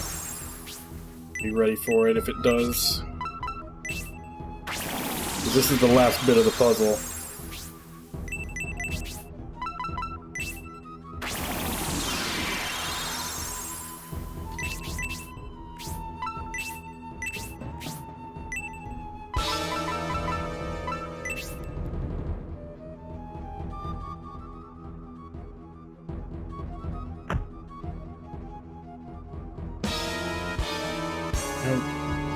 Okay, if I'm not supposed to use it there, where am I supposed to use it?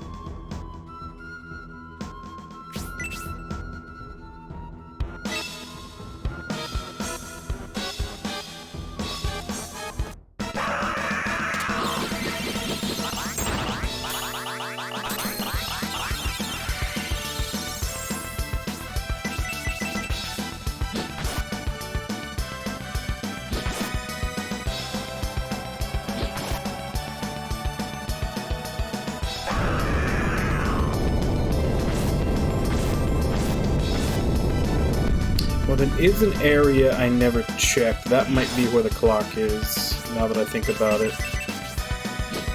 Like in the middle north of the second floor. I never actually checked that area.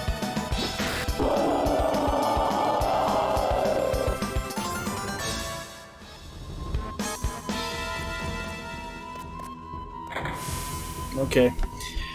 Was a little premature in thinking I was done with this.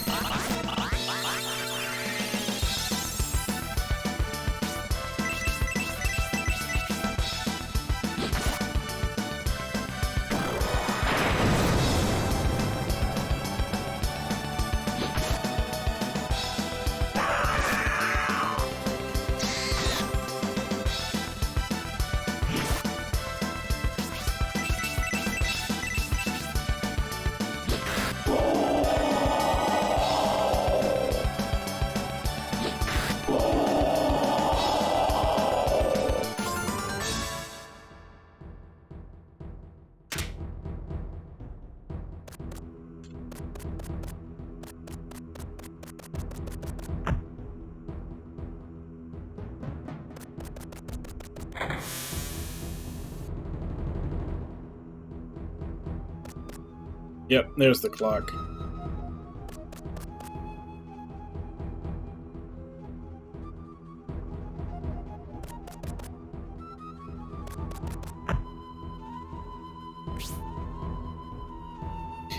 Alright, well it's 5 after 4 my time. So I'm gonna go take my break, and then when I come back we'll finish up this mansion. I'm guessing there's probably gonna be a boss fight here. So I'll be back in 5.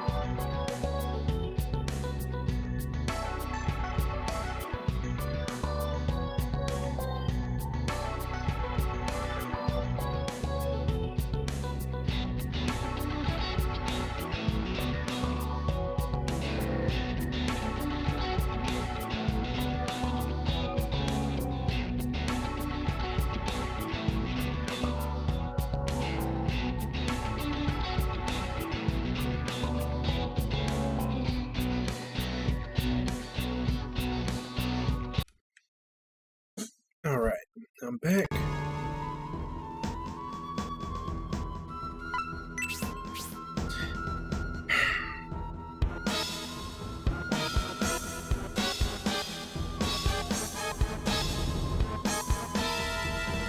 Like, everybody's missing some HP, but not a lot.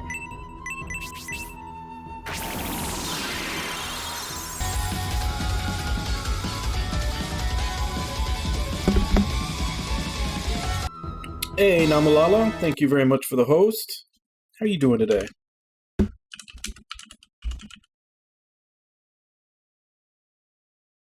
Playing Battlefield 4 lately? How's work been treating you?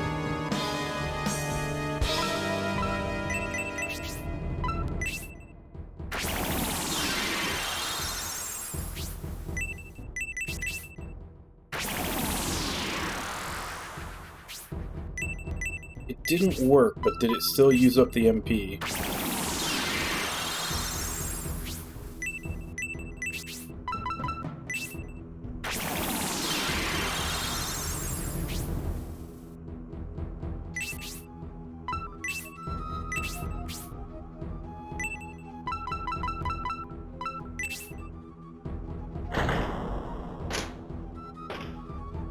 Sound of a door being locked.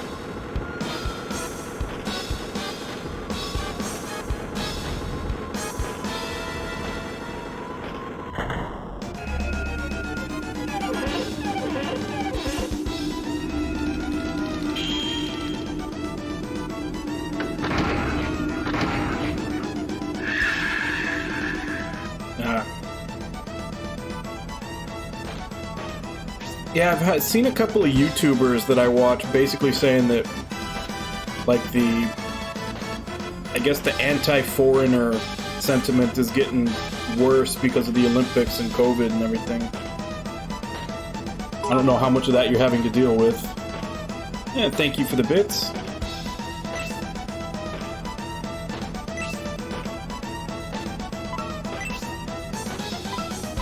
I don't remember what all these do. I think that was I think both that and Spider's Thread were a debuff.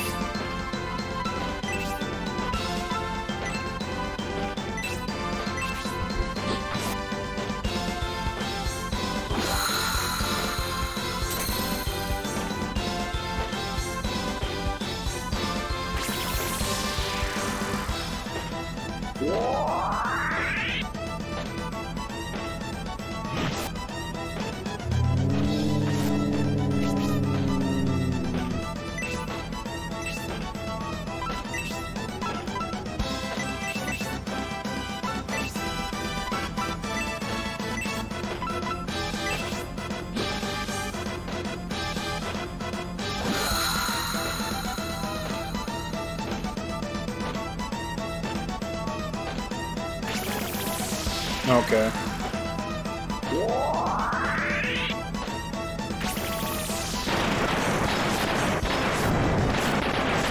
Ow! That hits pretty damn hard. And he gets to attack on top of that.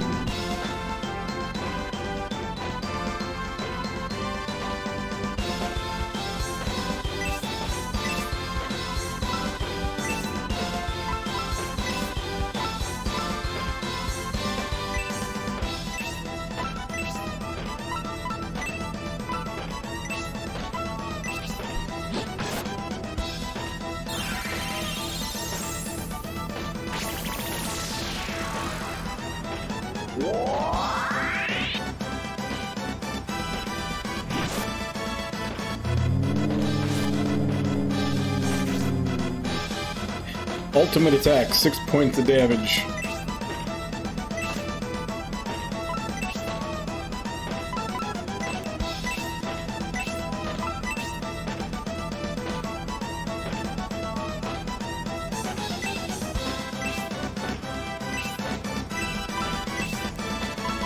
However, if he hits Melody with that, that might actually do a crap ton. Let's heal her up.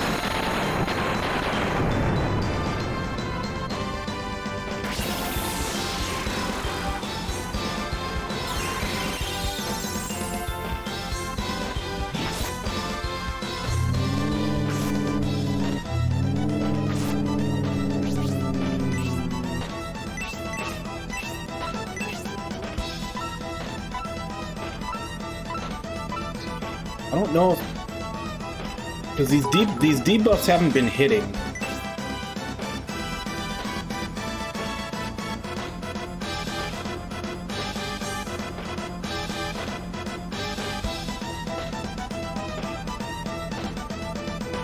Yeah, and I'm sure it's like that with most places. I'm pretty sure, like, any country you go to, there's gonna be certain parts of the country where, you know, they're a little more wary of people not from there.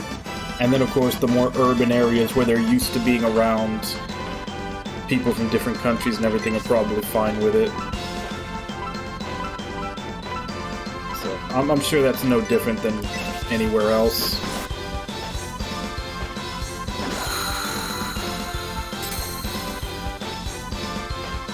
I'm guessing debuffs just don't work on bosses.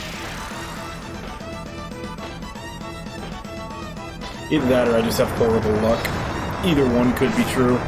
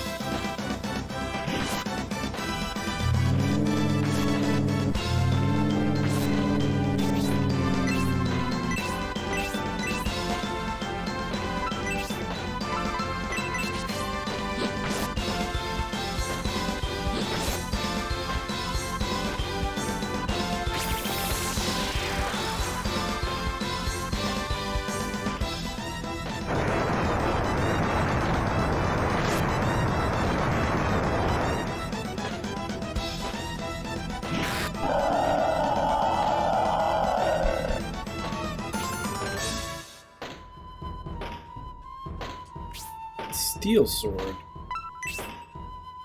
Is that an upgrade? Or is that what I already have? I think that's what I already have from the looks of it. Yep.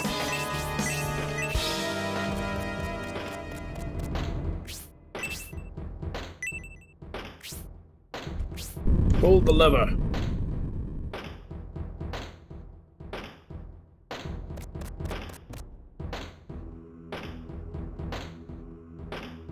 Far away where?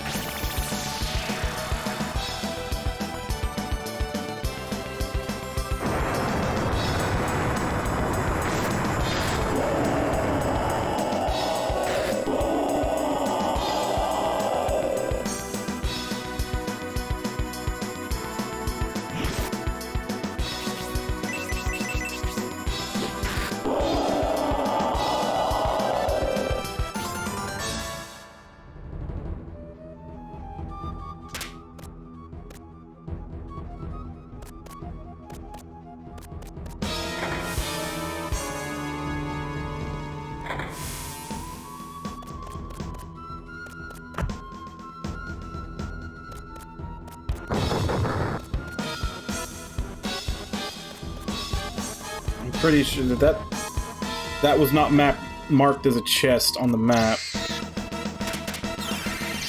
which means that it's probably a mimic.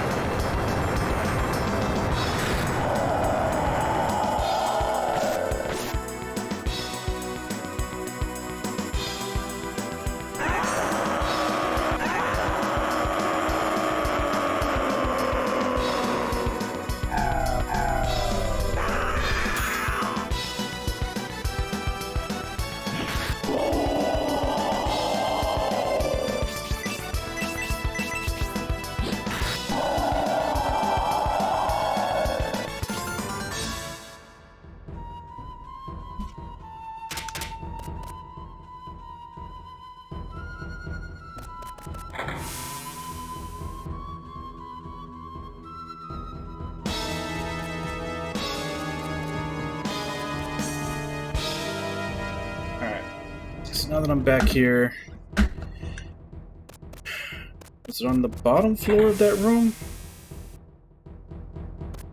It said somewhere far away. I don't know if one floor down counts as far away.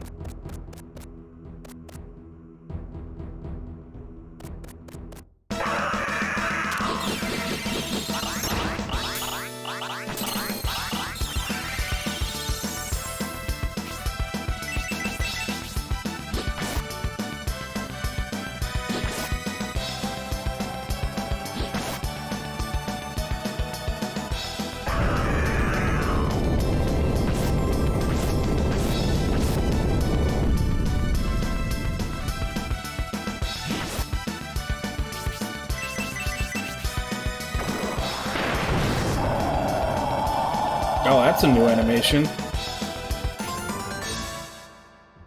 Because he started out, whenever he would do a crit, it was a fire animation. And then sometimes it would be an ice animation. And apparently now sometimes it's a lightning animation. I'm guessing the power attacks are tiered. Which means that Rhodian Melody should probably start having like a third tier power attack animation showing up. I don't know about Basso, because he's way under-leveled compared to them. Like, he's level 11.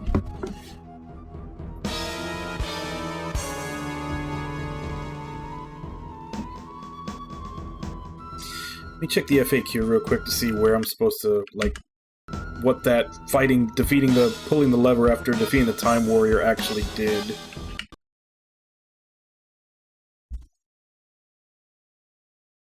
Read along with me. Did all of that. There's the boss fight. When he finally does, you'll be able to go behind where he was guarding, pull the switch here, you can now access the catacombs. Refer to previous section on how to get to it.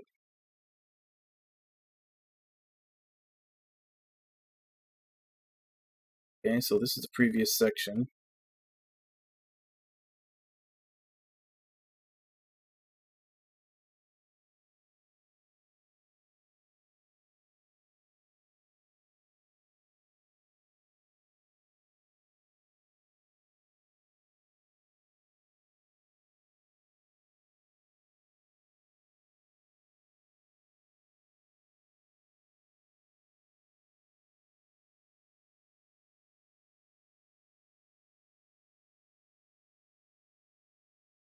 Alright.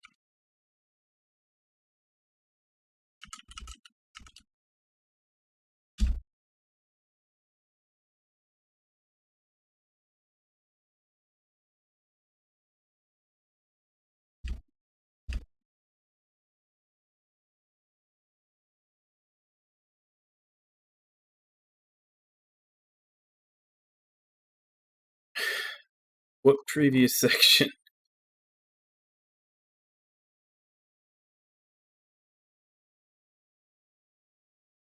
Maybe this?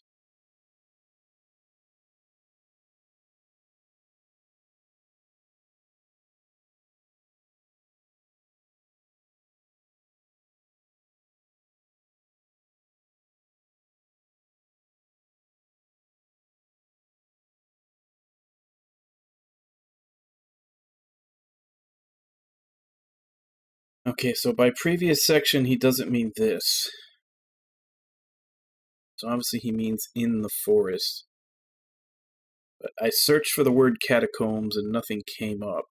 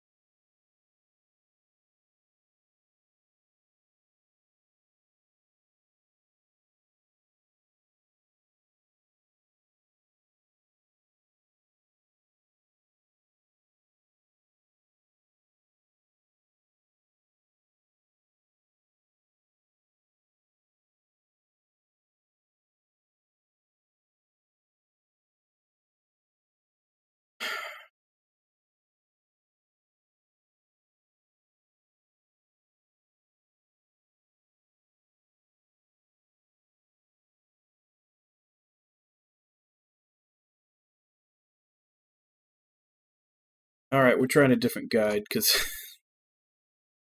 this guy has been making mistakes all over the place. He says look in the previous section for how to get to the catacombs. I just read the entire previous section. There was absolutely nothing about how to get there.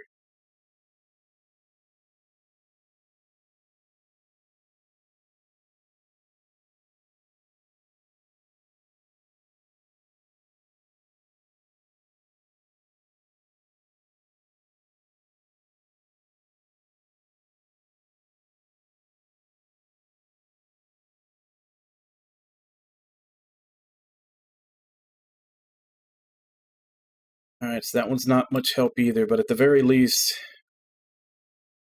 it's saying that the catacombs are in the forest, the north part with the cemetery. Let's see if this one's more help.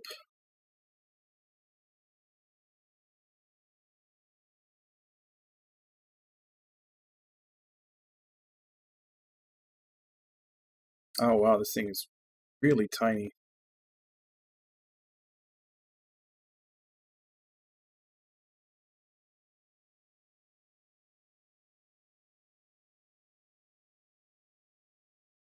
Okay, okay. Search time.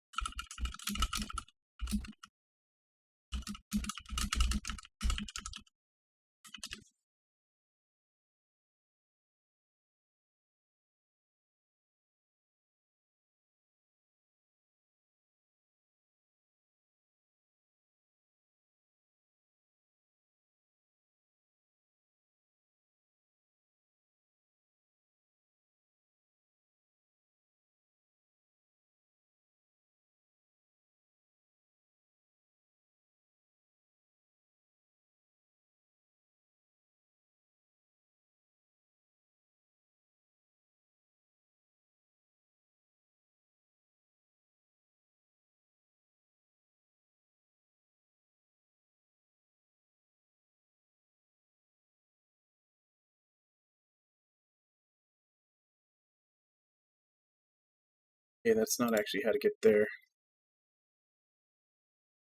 Alright. Well, you know what? Never mind. We'll just find it ourselves. At the very least, we know we have to go back into the forest, into the cemetery.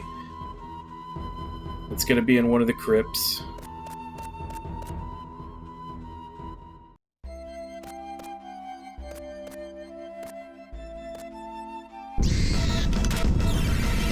Does it Doesn't seem like any of the FAQs have any directions on how to actually find it. Let's just find it ourselves.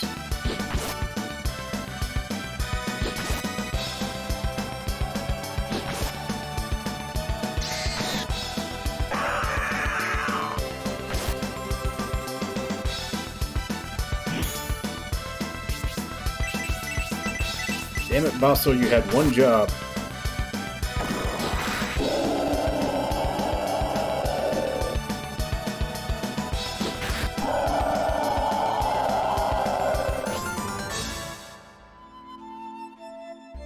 I think that might have been the new animation for Rhodey.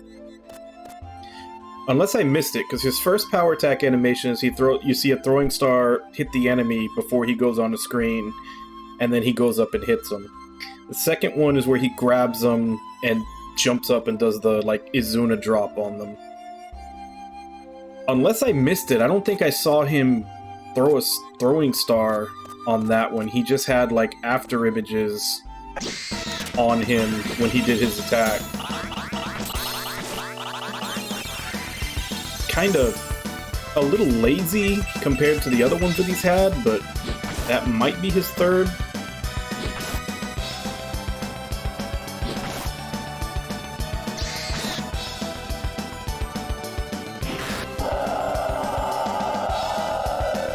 I still don't think I've even seen Basso do one power attack yet.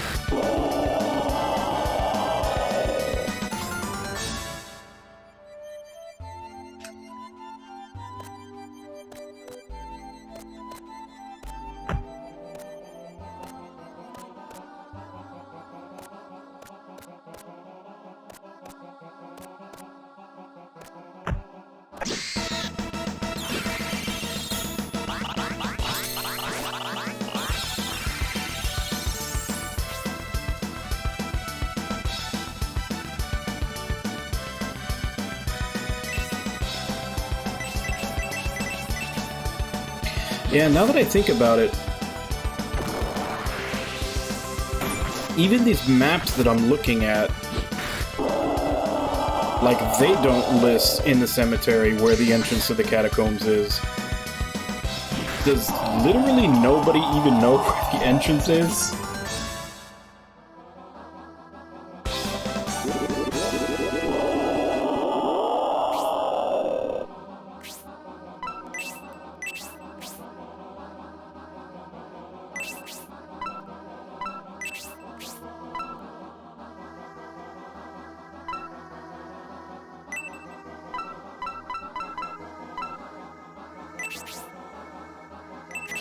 Yeah, that's what he's already wearing.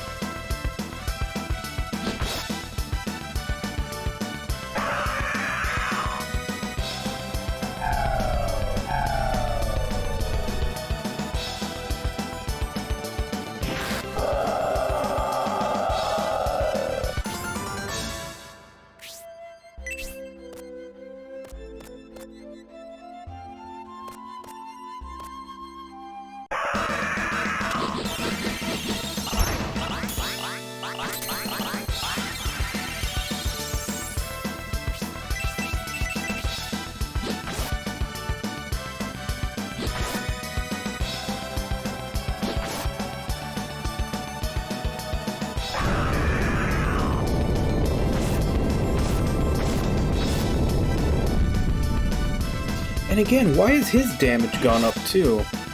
Because that always used to do 16 points of damage. Now it's doing 22 to 23.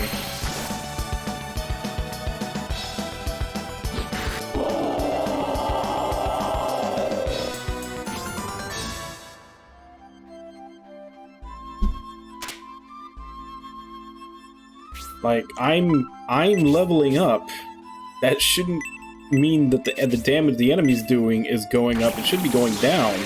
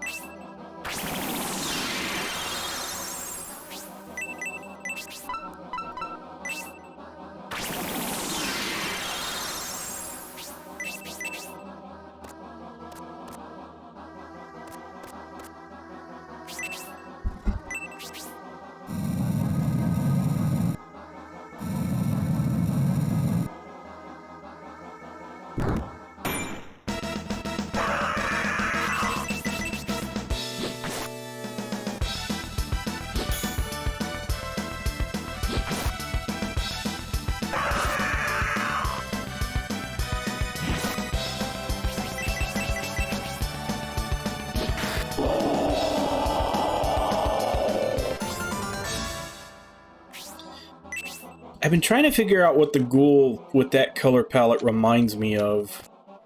I can't pinpoint it, but it feels like it should, like, just a generic villain from, like, an 80s or 90s Saturday morning kids cartoon show. But I can't place my finger on what exactly it's reminding me of.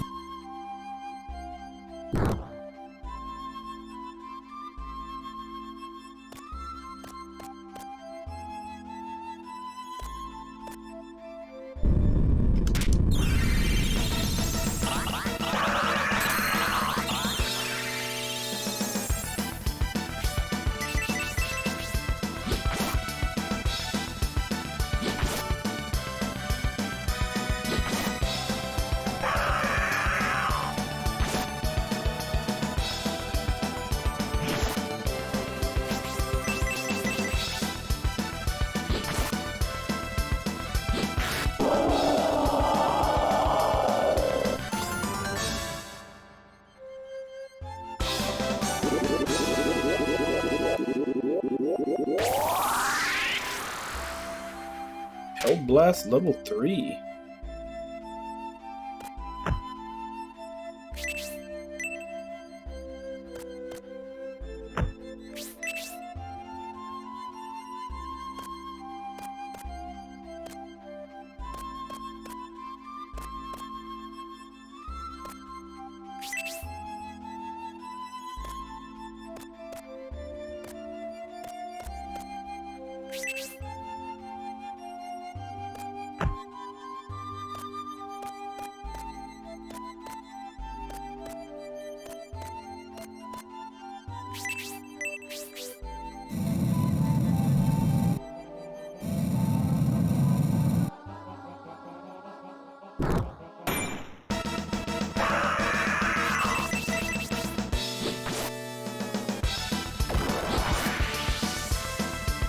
Yeah, that's definitely his third critical attack.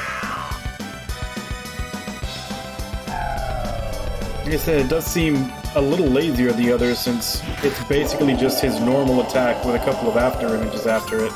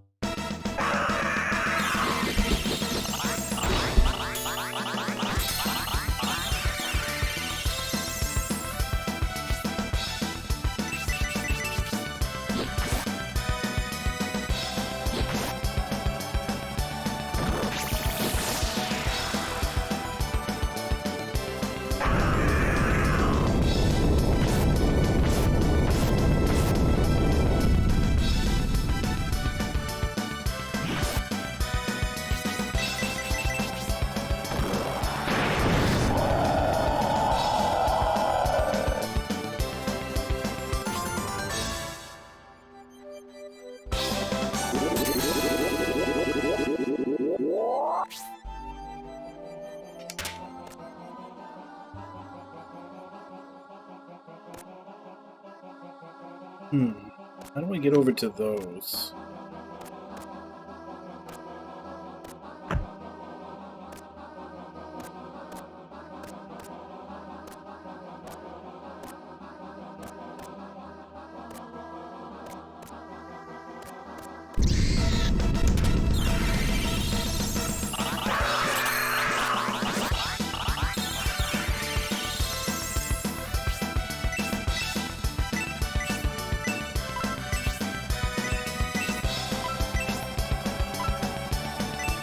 Let's see what Hellblast level 3 does.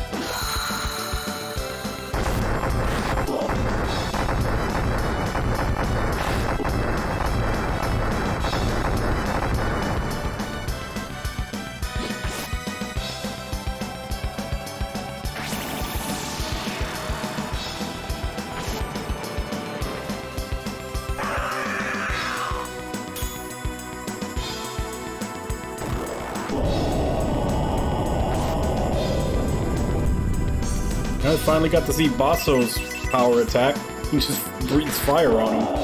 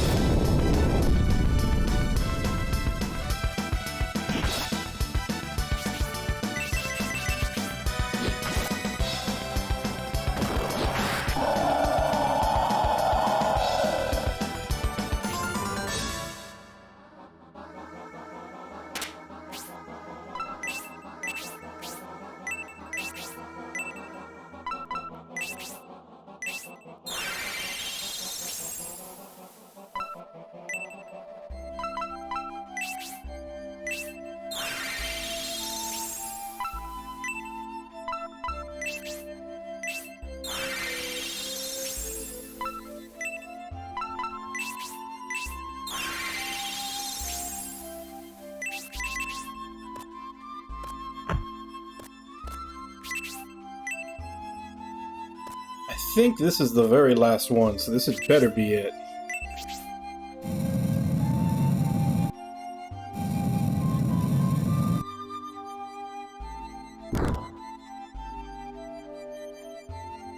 There we go. Of course, it would have to be the one, like, all the way at the end of the path.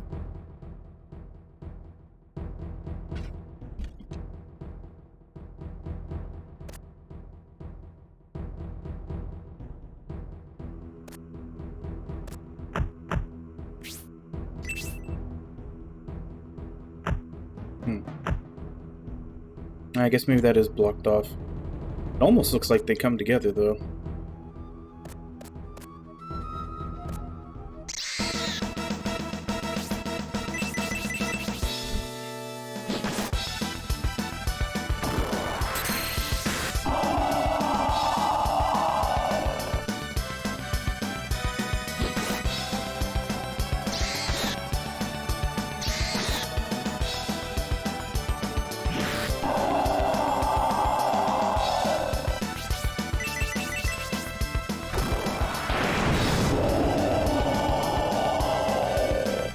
And that lightning version of the crit does a lot more damage than the other ones do.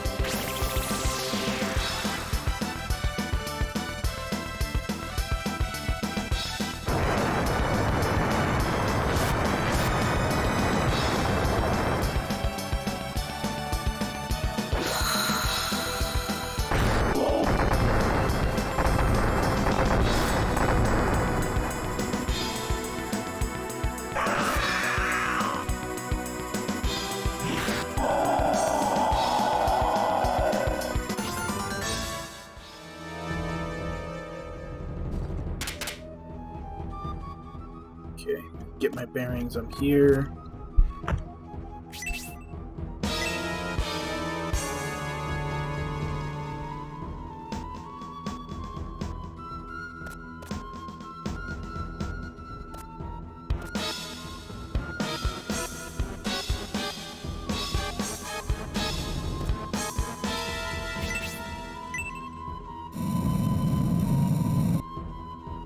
Oh. That wall is movable. Oh, okay. Yeah, there's a couple of marks on the map that don't actually have an item associated with them. I guess that's what these are. It's telling you where the movable walls are.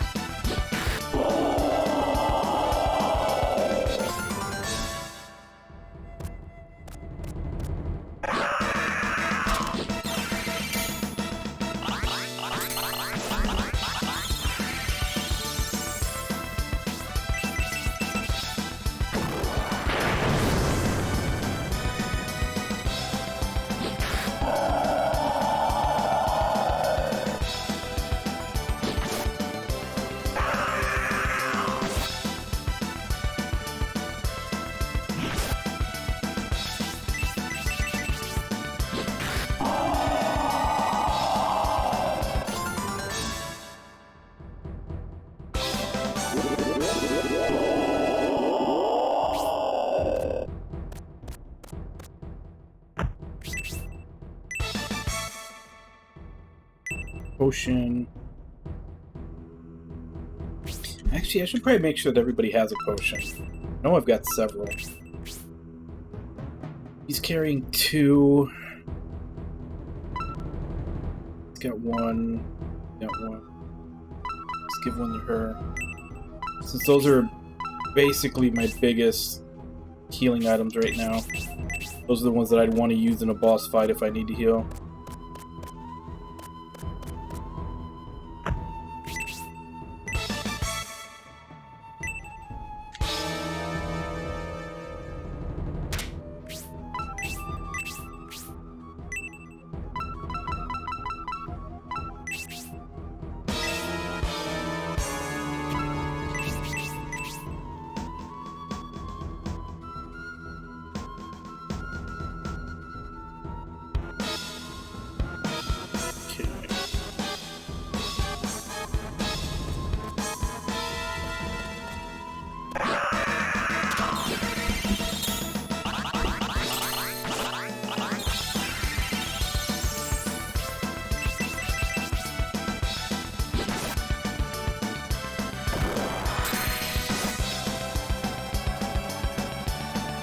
Yeah, see, that level 1 fire crit did like 50 some damage, whereas the level 3 lightning crit did like 90. So it looks like every new crit animation that gets unlocked does significantly more damage than the one before it.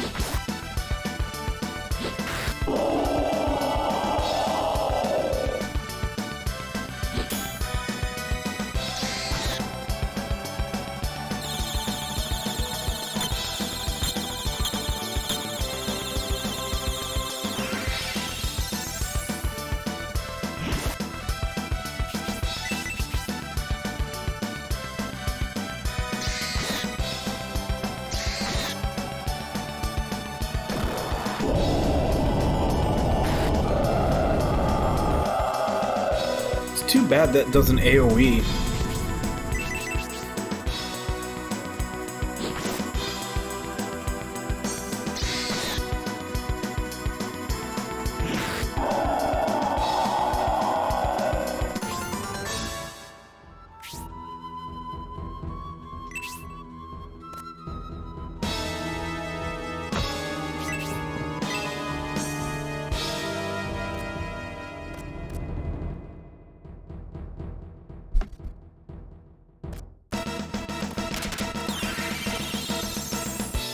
Oh, damn it, I didn't reset to my starting position.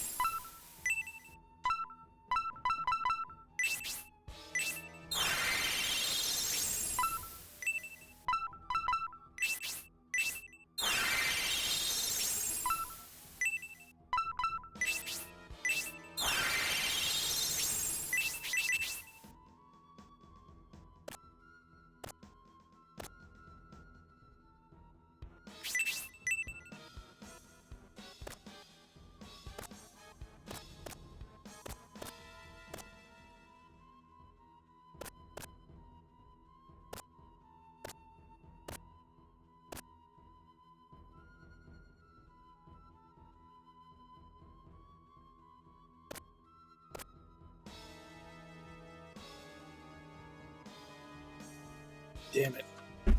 I think I've gotten myself lost. I don't know where I am on the map anymore.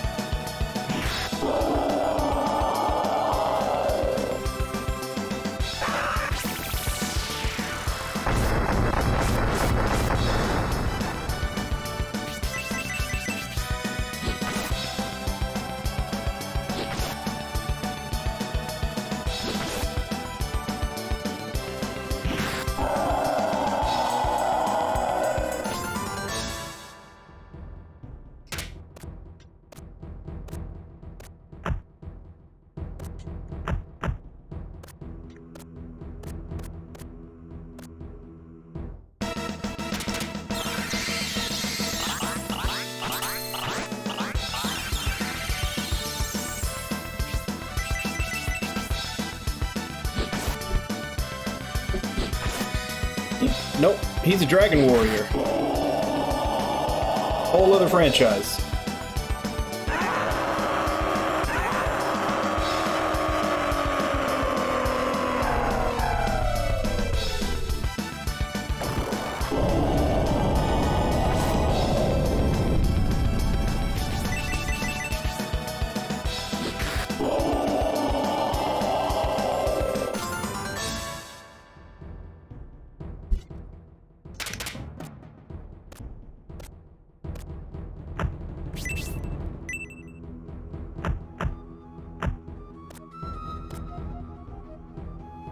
Yeah, I've gone and gotten myself lost. I have no idea where I am in relation to the map.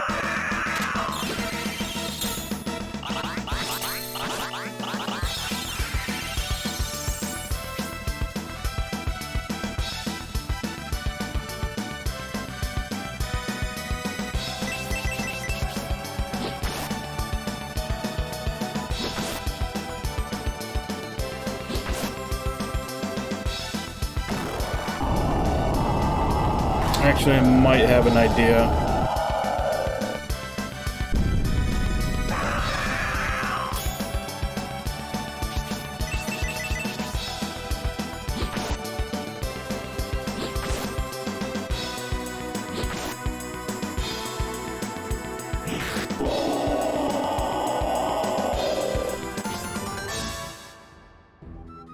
Okay, if I'm where I think I am...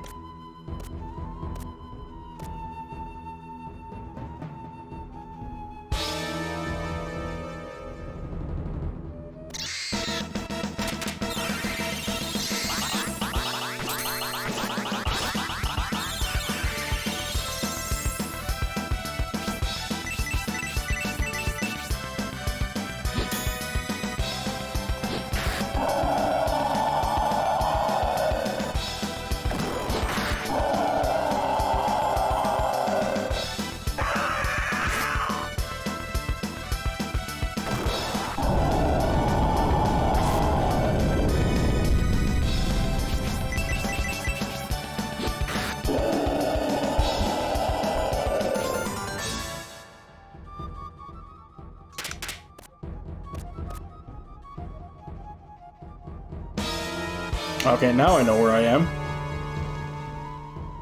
So let's follow...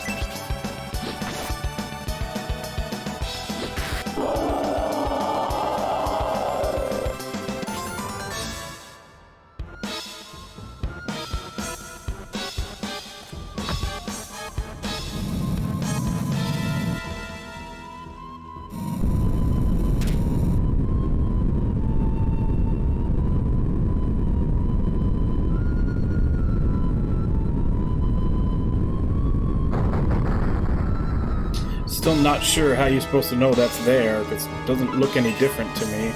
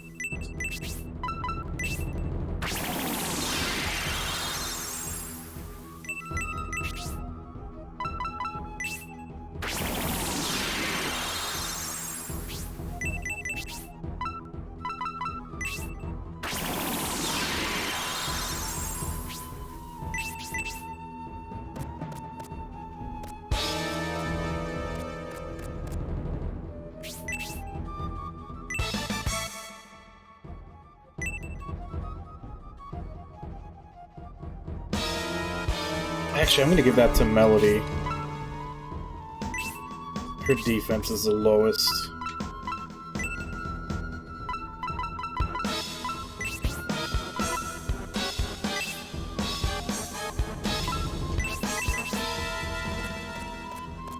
Now I know you're supposed to,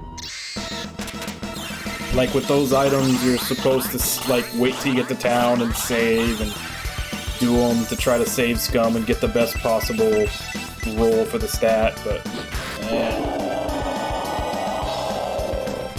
I'll just take what I can get.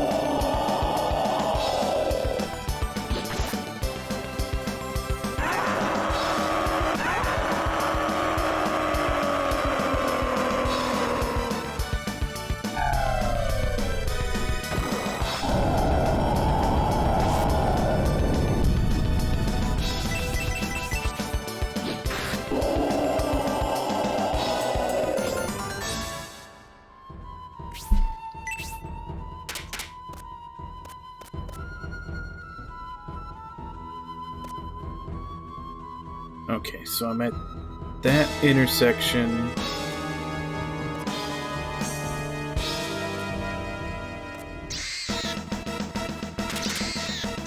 Damn it.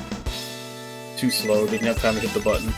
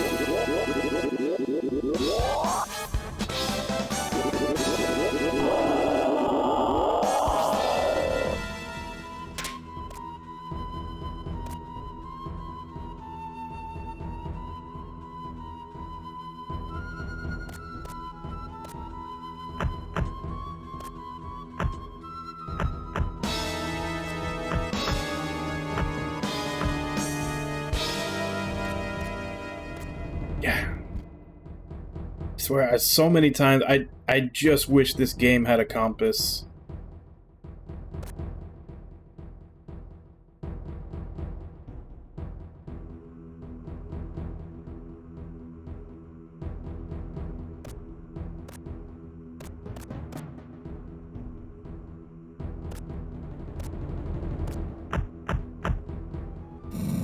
There we go. Okay, I know where I am again. So this should lead to the quick ring. And then the only thing I have left to find is the quick chicken and the succubus.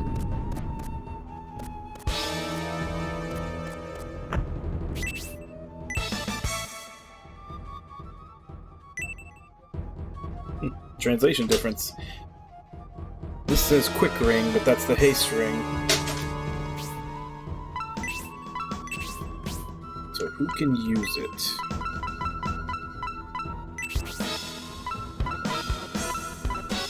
Like everybody can.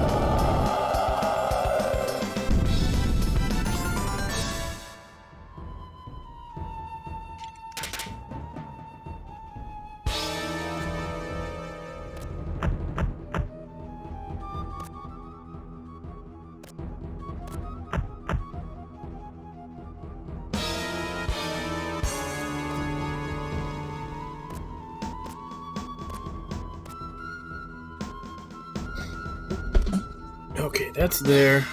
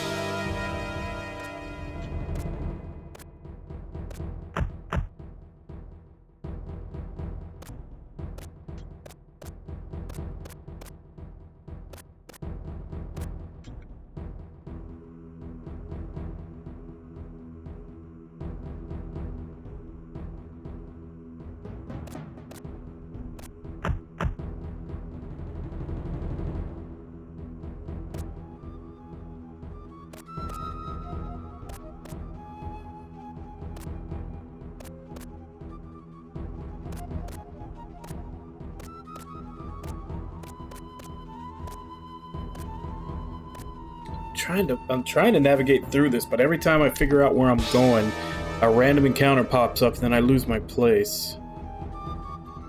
Okay, so right, left.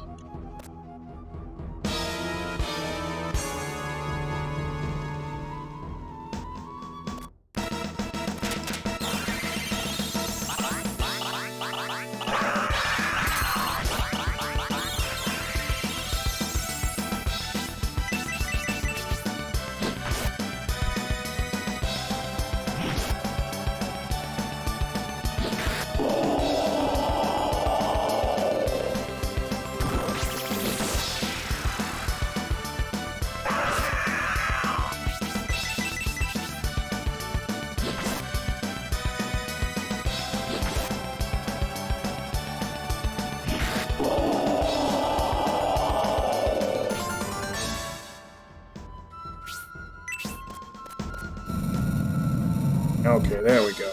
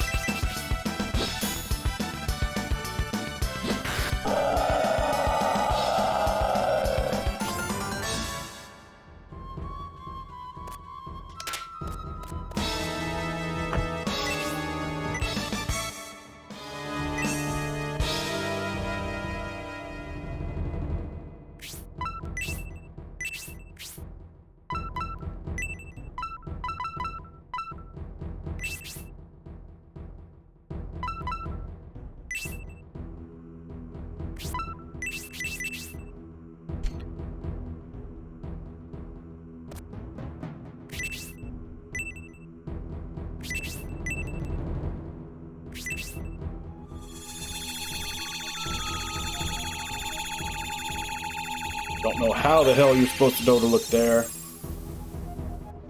I swear some of these pixies and everything, they expect you to literally just mash the examine button on every square from every angle. It's kind of ridiculous.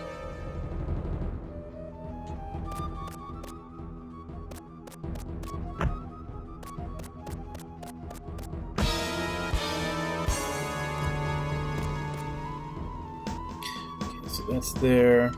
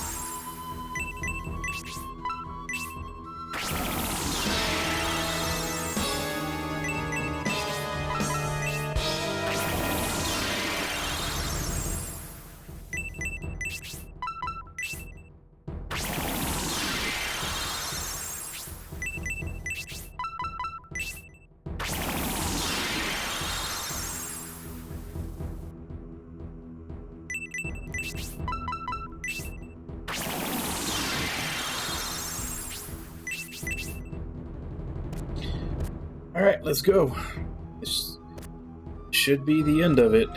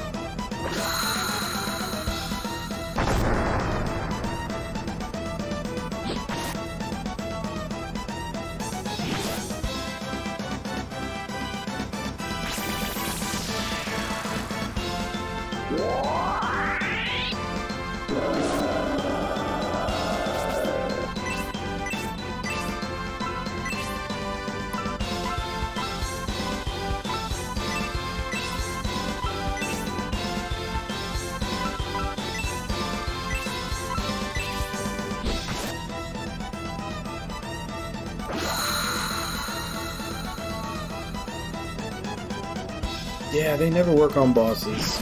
And they're not worth using in normal encounters.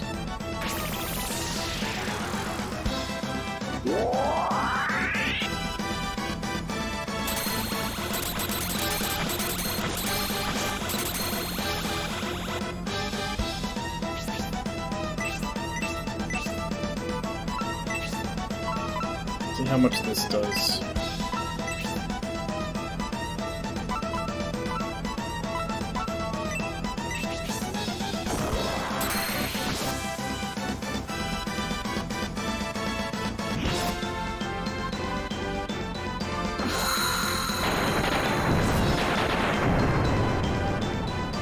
I'm not sure that's more than his normal attack.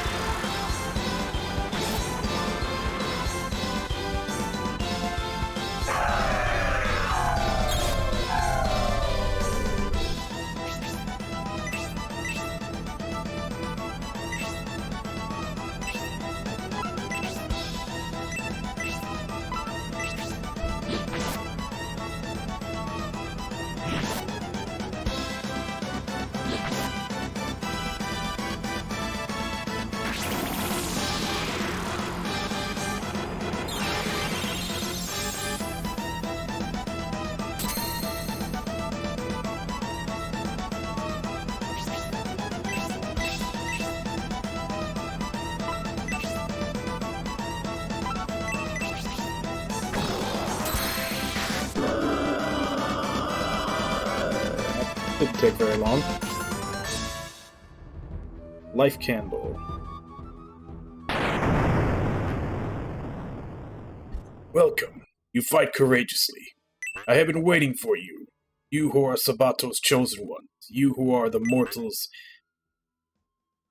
destined to stop the 1,000-year kingdom.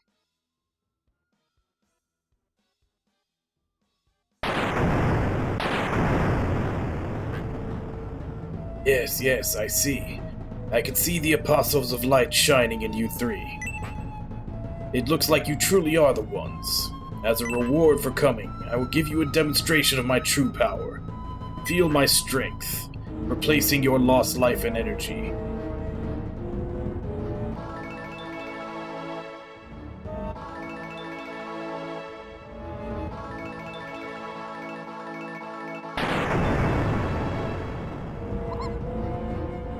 Who are you? I don't believe you're on the side of Enric. Who are you to call us mortals? I am Vandal, similar to Rilix, but much more powerful. Why would a Vandal help us? If you are a Vandal, how can we believe you? It was Sabato who called me back into this realm. In order to understand the legend of Vandal's 1,000-year kingdom and the mysteries surrounding it, he woke me and asked for help. Me, the most powerful Vandal, Gaul. I do not share in the dream of rebuilding the Thousand-Year Kingdom. I have no need of either companions or kingdom, as long as I have my peace and freedom. I need nothing else. Zabato's request was a good chance to repay him, so that's why I agreed to help. It was left to you to determine whether or not this was possible, as all hinged on who would obtain and keep the spirits. So far, you have fulfilled our expectations of you. Fine. In return, I give you my advice. In order to break the black magic of relics, you will need to obtain the sacred sword from the South Shrine, and you'll need it to stop the rebuilding of the Thousand-Year Kingdom as well. Okay. I was wondering before, I couldn't remember if this was before or after Shining Force 3. I think it is a prequel, because a lot of the stuff they're talking about here, I think, is the events that they're fighting against in the Shining Force 3, three-part game. There are 3 ancient shrines in the south, west, and east of Enric. 3 sacred treasures have been stored, one in each shrine. The prophecy says that the treasures were placed there for just such a contingency as that which faces you. The shrines must be visited in order of south, west, and east, as you must use the treasure required from one to unlock the next. Wait, the west and east shrines are fine, but how do we open the south shrine? In order to enter the first shrine in the south, you'll need something else. I summoned you for the purpose of giving it to you.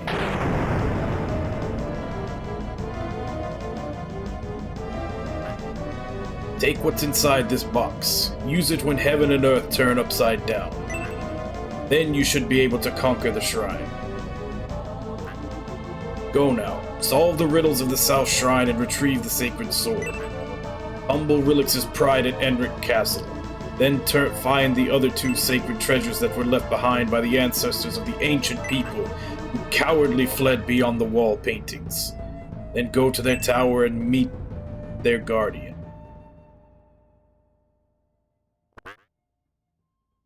He's the same one who attacked me. Gone. So he is a vandal, eh? No wonder he had such tremendous power. Now that I know my opponent was a vandal, I haven't quite got my confidence back. But at least I understand what happened. It's a fact that I'm no match for him. However, I won't retreat anymore. I will repay him someday. Well, I'm going back to town. Lissa will return from the castle soon, and I don't want her to worry about me not coming back. After listening to Gom, I know now that you are on a most important mission. Wonder if that should have been... Well, it's useless to speculate now. This must be destiny. This is farewell, but I feel uneasy. I've got a bad feeling about the future. If anything happens, come see us. What's wrong, Melody? You're usually so perky. And yet here you are saying things with such a serious look. Well, it doesn't sound like a joke. Okay. I'll look you up if something has happened. Well then, goodbye and thank you.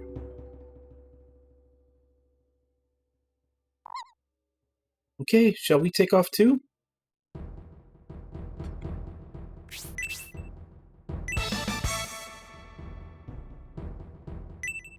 Gravity Stone.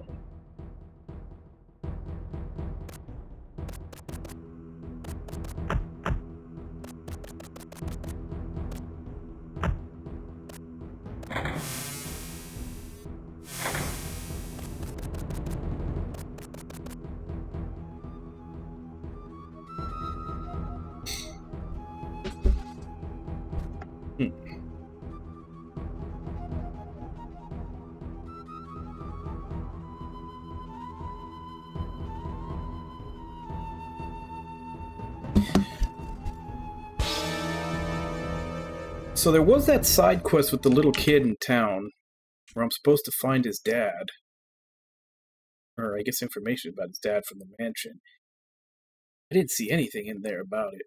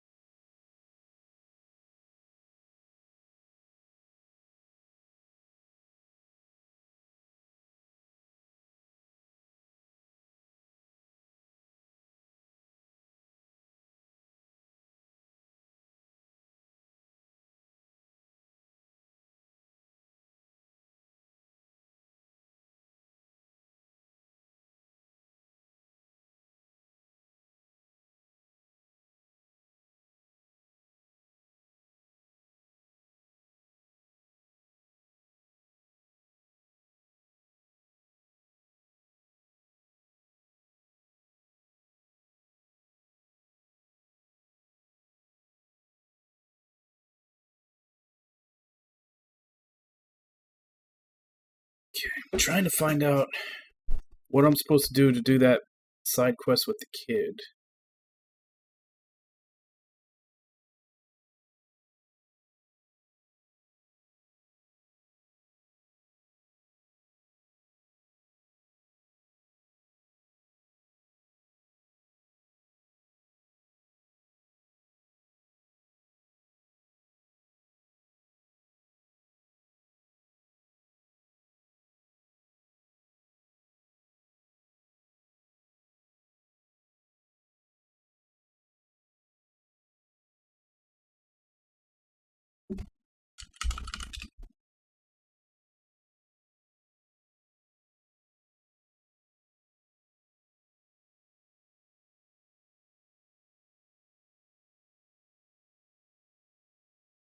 Here we go. I think I finally found one.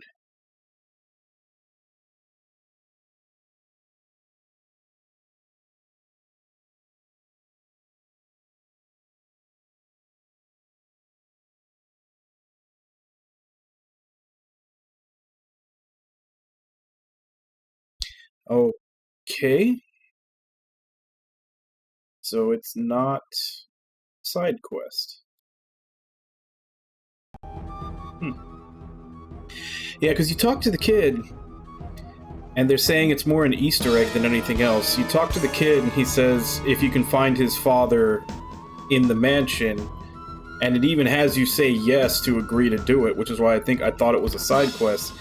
But apparently it's just an Easter egg because he's a character in Shining Force 3, and apparently they reveal what happened to his dad in there.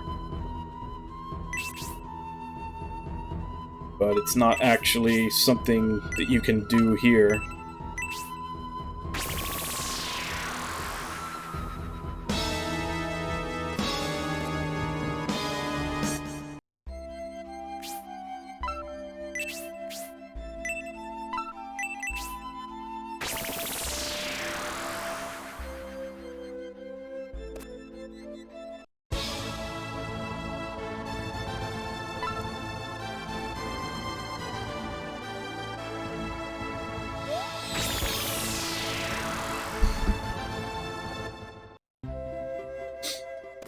That's kind of a bummer, though. They really made it seem like that was a side quest, considering they make you say, yes, I'll find him.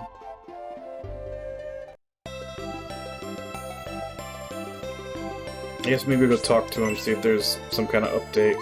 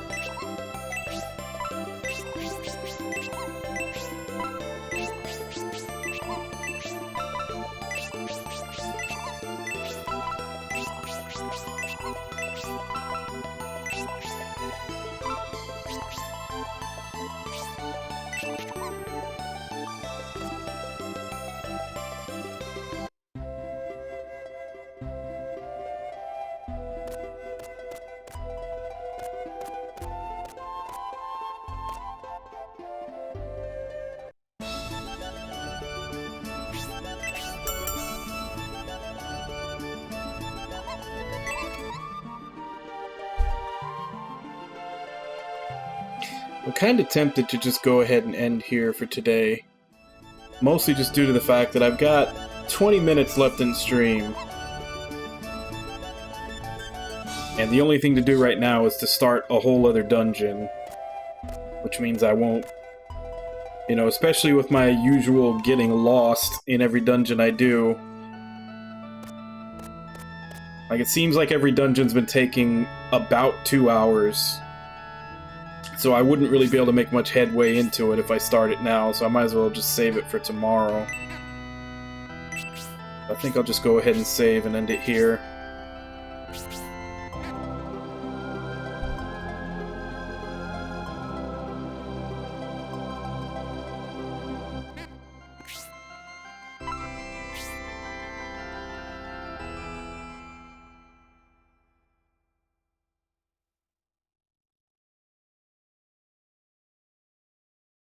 Nah, I'm no stranger to a dungeon crawler. I like them. It's Sonic, just... software planning.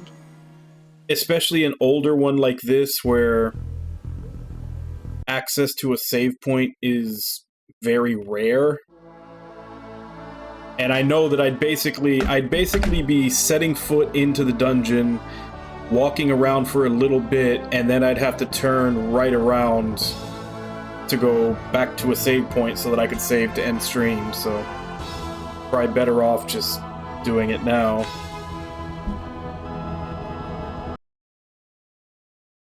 But I'm having fun with it. It's definitely got some ideas that like I said before, I'm surprised other developers haven't run with them. Like, the pixies are a really good idea. I just wish that they weren't so cryptic to find. Like, a lot of the items and a lot of the stuff in here that's hidden, like, there's absolutely no way for you to know where it is other than just, like, take a step, turn left, turn right. You know, like, well, basically, like, take a step, check, turn left, check, turn right, check. Yeah. And honestly, I think it was... I can't remember if it was 8 or 9. It's been so long since I played them. But, I mean, just to go back into the mindset of gaming at this time, I still remember, like, the minor uproar. And I say minor uproar because, you know, there wasn't really a whole bunch of social media back then to where you could see it. It was mostly just... You would hear about it here and there, like hanging out in a video game store or something. But there was a minor uproar, I remember, and I can't remember if it was 8 or 9. But in Final Fantasy 8 or Final Fantasy 9, that was the one where they introduced where they would have like the little sparkle when there was an item somewhere. Or maybe it was 10. I don't remember which one it was. And I haven't played any of them in a long time. But essentially what it came down to was when they decided to add a visual, you know, representation that, you know, there's an item here and you could walk up to it and grab it instead of just having to run around to every inch of scenery mashing, you know, the search button. Like, you had a lot of the older gamers and everything talking about how, oh, they're dumbing it down for the next generation, all this. And I mean, it does get to the point to where, like I said, this one, it's way too cryptic. If I didn't have these maps that I'm looking at, like, I probably wouldn't even have been able to find half of these things. Like, you would literally have to go square by square checking everything, and that would be so tedious. I mean, it's one thing in a game like that where you can literally just run and mash the button and it doesn't actually stop you. But like I said, in this game, where you actually have to pull up menu, hit the search button, and even then, you have to do it for forward, left, and right. It's not just, are you in the square? It's, are you in the square and facing the right direction? Like, it's ridiculous. I honestly don't remember that being a thing in Shining in the Darkness. Like there were some hidden items, but they were you could kind of tell. Like there would be something there that would be like, "Oh, I should probably check that." Like it wouldn't they wouldn't put stuff on just a plain wall. And if they did, it was maybe one or two times in the entire game. This is constant in this game. It's constant. There's stuff that's just on unassuming objects that are just everywhere, or just literally on a normal flat wall with absolutely nothing special about it, and there's an item there or a pixie there. Like one of the big I remember the first time I beat Shining in the Darkness. Like this, I actually do remember. Because there's a weapon and a full armor set that you're supposed to get for the main character in that game. Like I think at least 3 pieces of it are mandatory, like storyline. And then I think there's another 2 pieces that are optional. The first time I beat the game, I think I was missing the helmet or something. There was one armor piece that I was missing. And it was like after a boss fight, you had to like turn a corner, and there's these little fountain things. Like there were these square fountains with like a spike on the front of them. And they're all over the game. And they do hide items in that. And that's kind of one of the reasons why I say in Shining in the Darkness, they did hide items, but they hid them in places that was like, okay, like whenever you saw them, you're like, okay, there might be something here. I should search this. And they were little fountains. They would be at dead ends, and it would be a fountain there. And they were pretty well known. Every once in a while, not a lot, but every once in a while, there'd be an item in there. And I don't remember what it was, but it was something to the effect of like you beat the boss, and then I think I just immediately went to the next floor. It was either that or it didn't spawn right away. I think it might have been an event later that happens, and then you have to go back down there to go get it. It was something ridiculous like that. Because I remember I looked it up, and I found it on my second, like, because that was back when we didn't have many games, so played them multiple times. I don't do that anymore because there's too many damn games now. But back then the second time I played it, I remember I found it, and I remember thinking to myself, like, I would not have found this, like, had I not looked it up in a strategy guide, I wouldn't have found this. Like, there was just something cryptic about it. Like I said, I think it was an event that had to happen on a later floor, and then you had to go back and check that fountain. If I'm remembering it right, which I'm probably not. But that's what I'm saying. There was 1 or 2 instances of stuff hidden like that in Shining in the Darkness. Whereas there's like 3 or 4 in every dungeon in this game. Like this is the epitome of what I was always talking about how PS1 and PS2 era games, they hid stuff there was no chance you were ever going to find specifically so they could sell strategy guides, because strategy guides were such a huge business during those 2 generations. Which I'm glad that the internet kind of got rid of that, because it's so much better not having to look at a guide. I mean, like, case in point, I just finished playing through Scarlet Nexus, and the only stuff that I missed was the side quests that I didn't want to do because they weren't worth it to me. But they're very easy to find. You would just go, there was like 2 or 3 areas in the city that you go to. They're marked on your map. Talk to this person, they'll give you a side quest. And then it tells you what the side quest will give you, and I made the decision for myself that I don't need to do that because I don't need the reward for that. And everything else in the game was, like, if there was any side content or anything, it would call it out and say that, you know, you can do it. Like the Bond events and everything. And I know that may be an unpopular opinion, but I do like that. I like that you can just play through a game and not have to worry about missing anything unless you choose to miss it. Because, as I said before, there's too many games now. There's way too many games to have to do another playthrough or like roll back to an earlier save or something because you missed something if you want to get everything.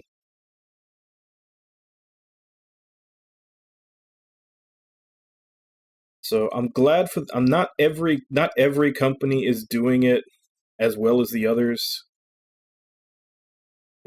But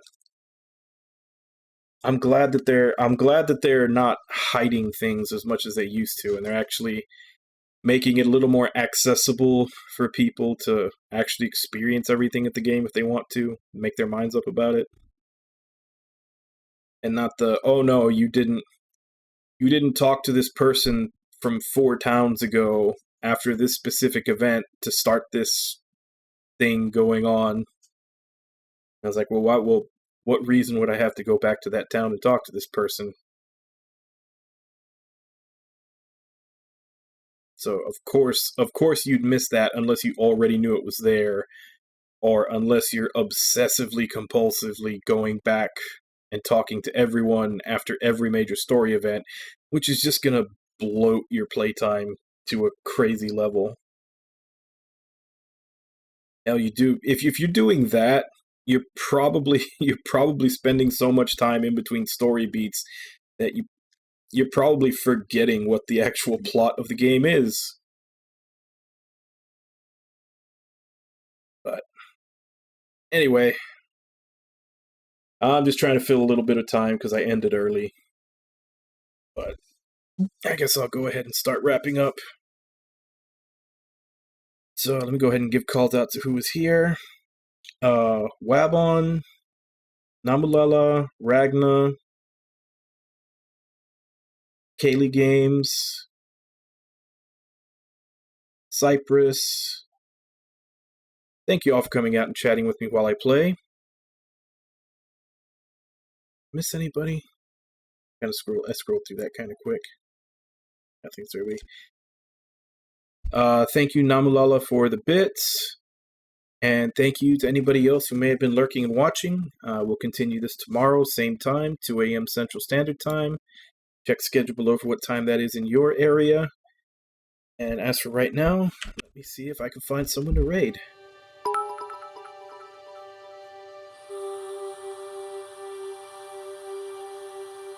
And one more for the road. Thank you. I'll see you later.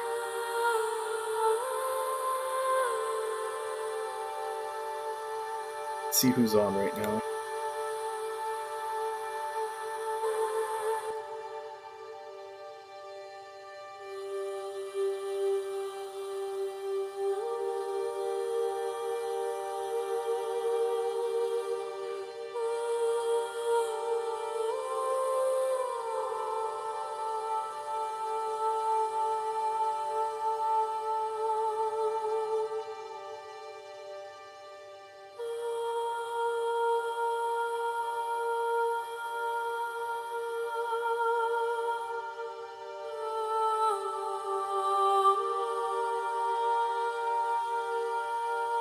Not too many people on right now.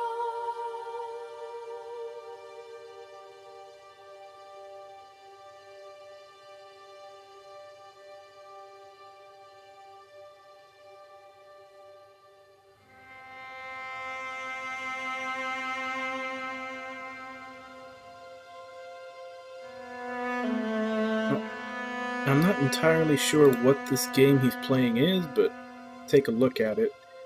I'm going to go ahead and raid Nekobato. He's playing Raji, an Ancient Epic. Like I said, I have no idea what that game is. I haven't heard of it, so I'm kind of curious to check it out too. So, as per usual, let's go ahead and jump in, say hi. Hope to see you all next time, and until then. Bye-bye, everybody!